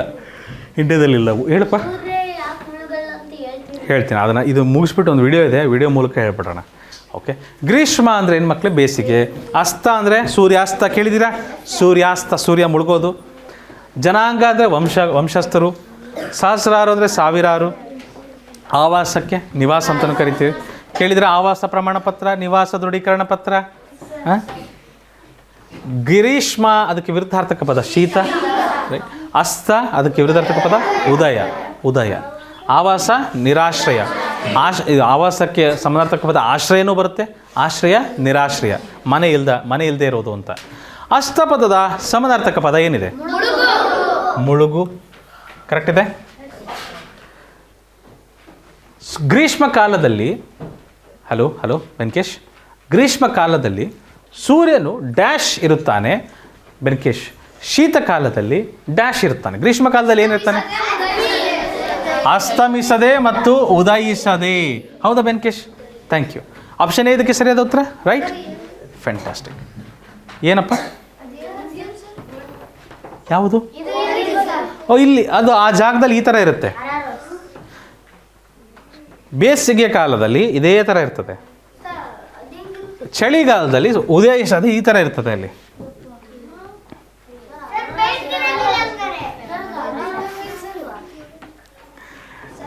ಅದನ್ನ ಹೇಳ್ತೀನಿ. ಆರ್ಟಿಕ್ ವೃತ್ತದಲ್ಲಿ ಜನಾಂಗಗಳು ಡ್ಯಾಶ್ ಸಹಸ್ರಾರು ವರ್ಷಗಳಿಂದ ನೆಲೆಸಿದ್ದಾರೆ. ಇನುಯಿಟ್ ಮತ್ತು ಸಾಮಿ. ಇಲ್ಲಿ ಬರ್ತದೆ ಮಕ್ಕಳೇ, Inuit Sami. Okay, right. Hemalatha ಅವರು ಜೀವನ ಈ ಥರ ಇರ್ತದೆ ನೋಡಪ್ಪ. ಮೀನುಗಾರಿಕೆ, ಬೇಟೆ ಮತ್ತು ಪಶುಪಾಲನೆ, ಪಶು ಸಂಗೋಪಣೆ ಇದರಲ್ಲಿ ನಡೀತದೆ ಅವ್ರದ್ದೆಲ್ಲ ಜೀವನ. ಗದ್ಯಾಂಶದ ಪ್ರಕಾರ ಆರ್ಟಿಕ್ ವೃತ್ತಕ್ಕೆ ಇಂದು ಯಾವ ಸಮಸ್ಯೆ ಗಂಭೀರ ಬೆದರಿಕೆಯಾಗಿದೆ?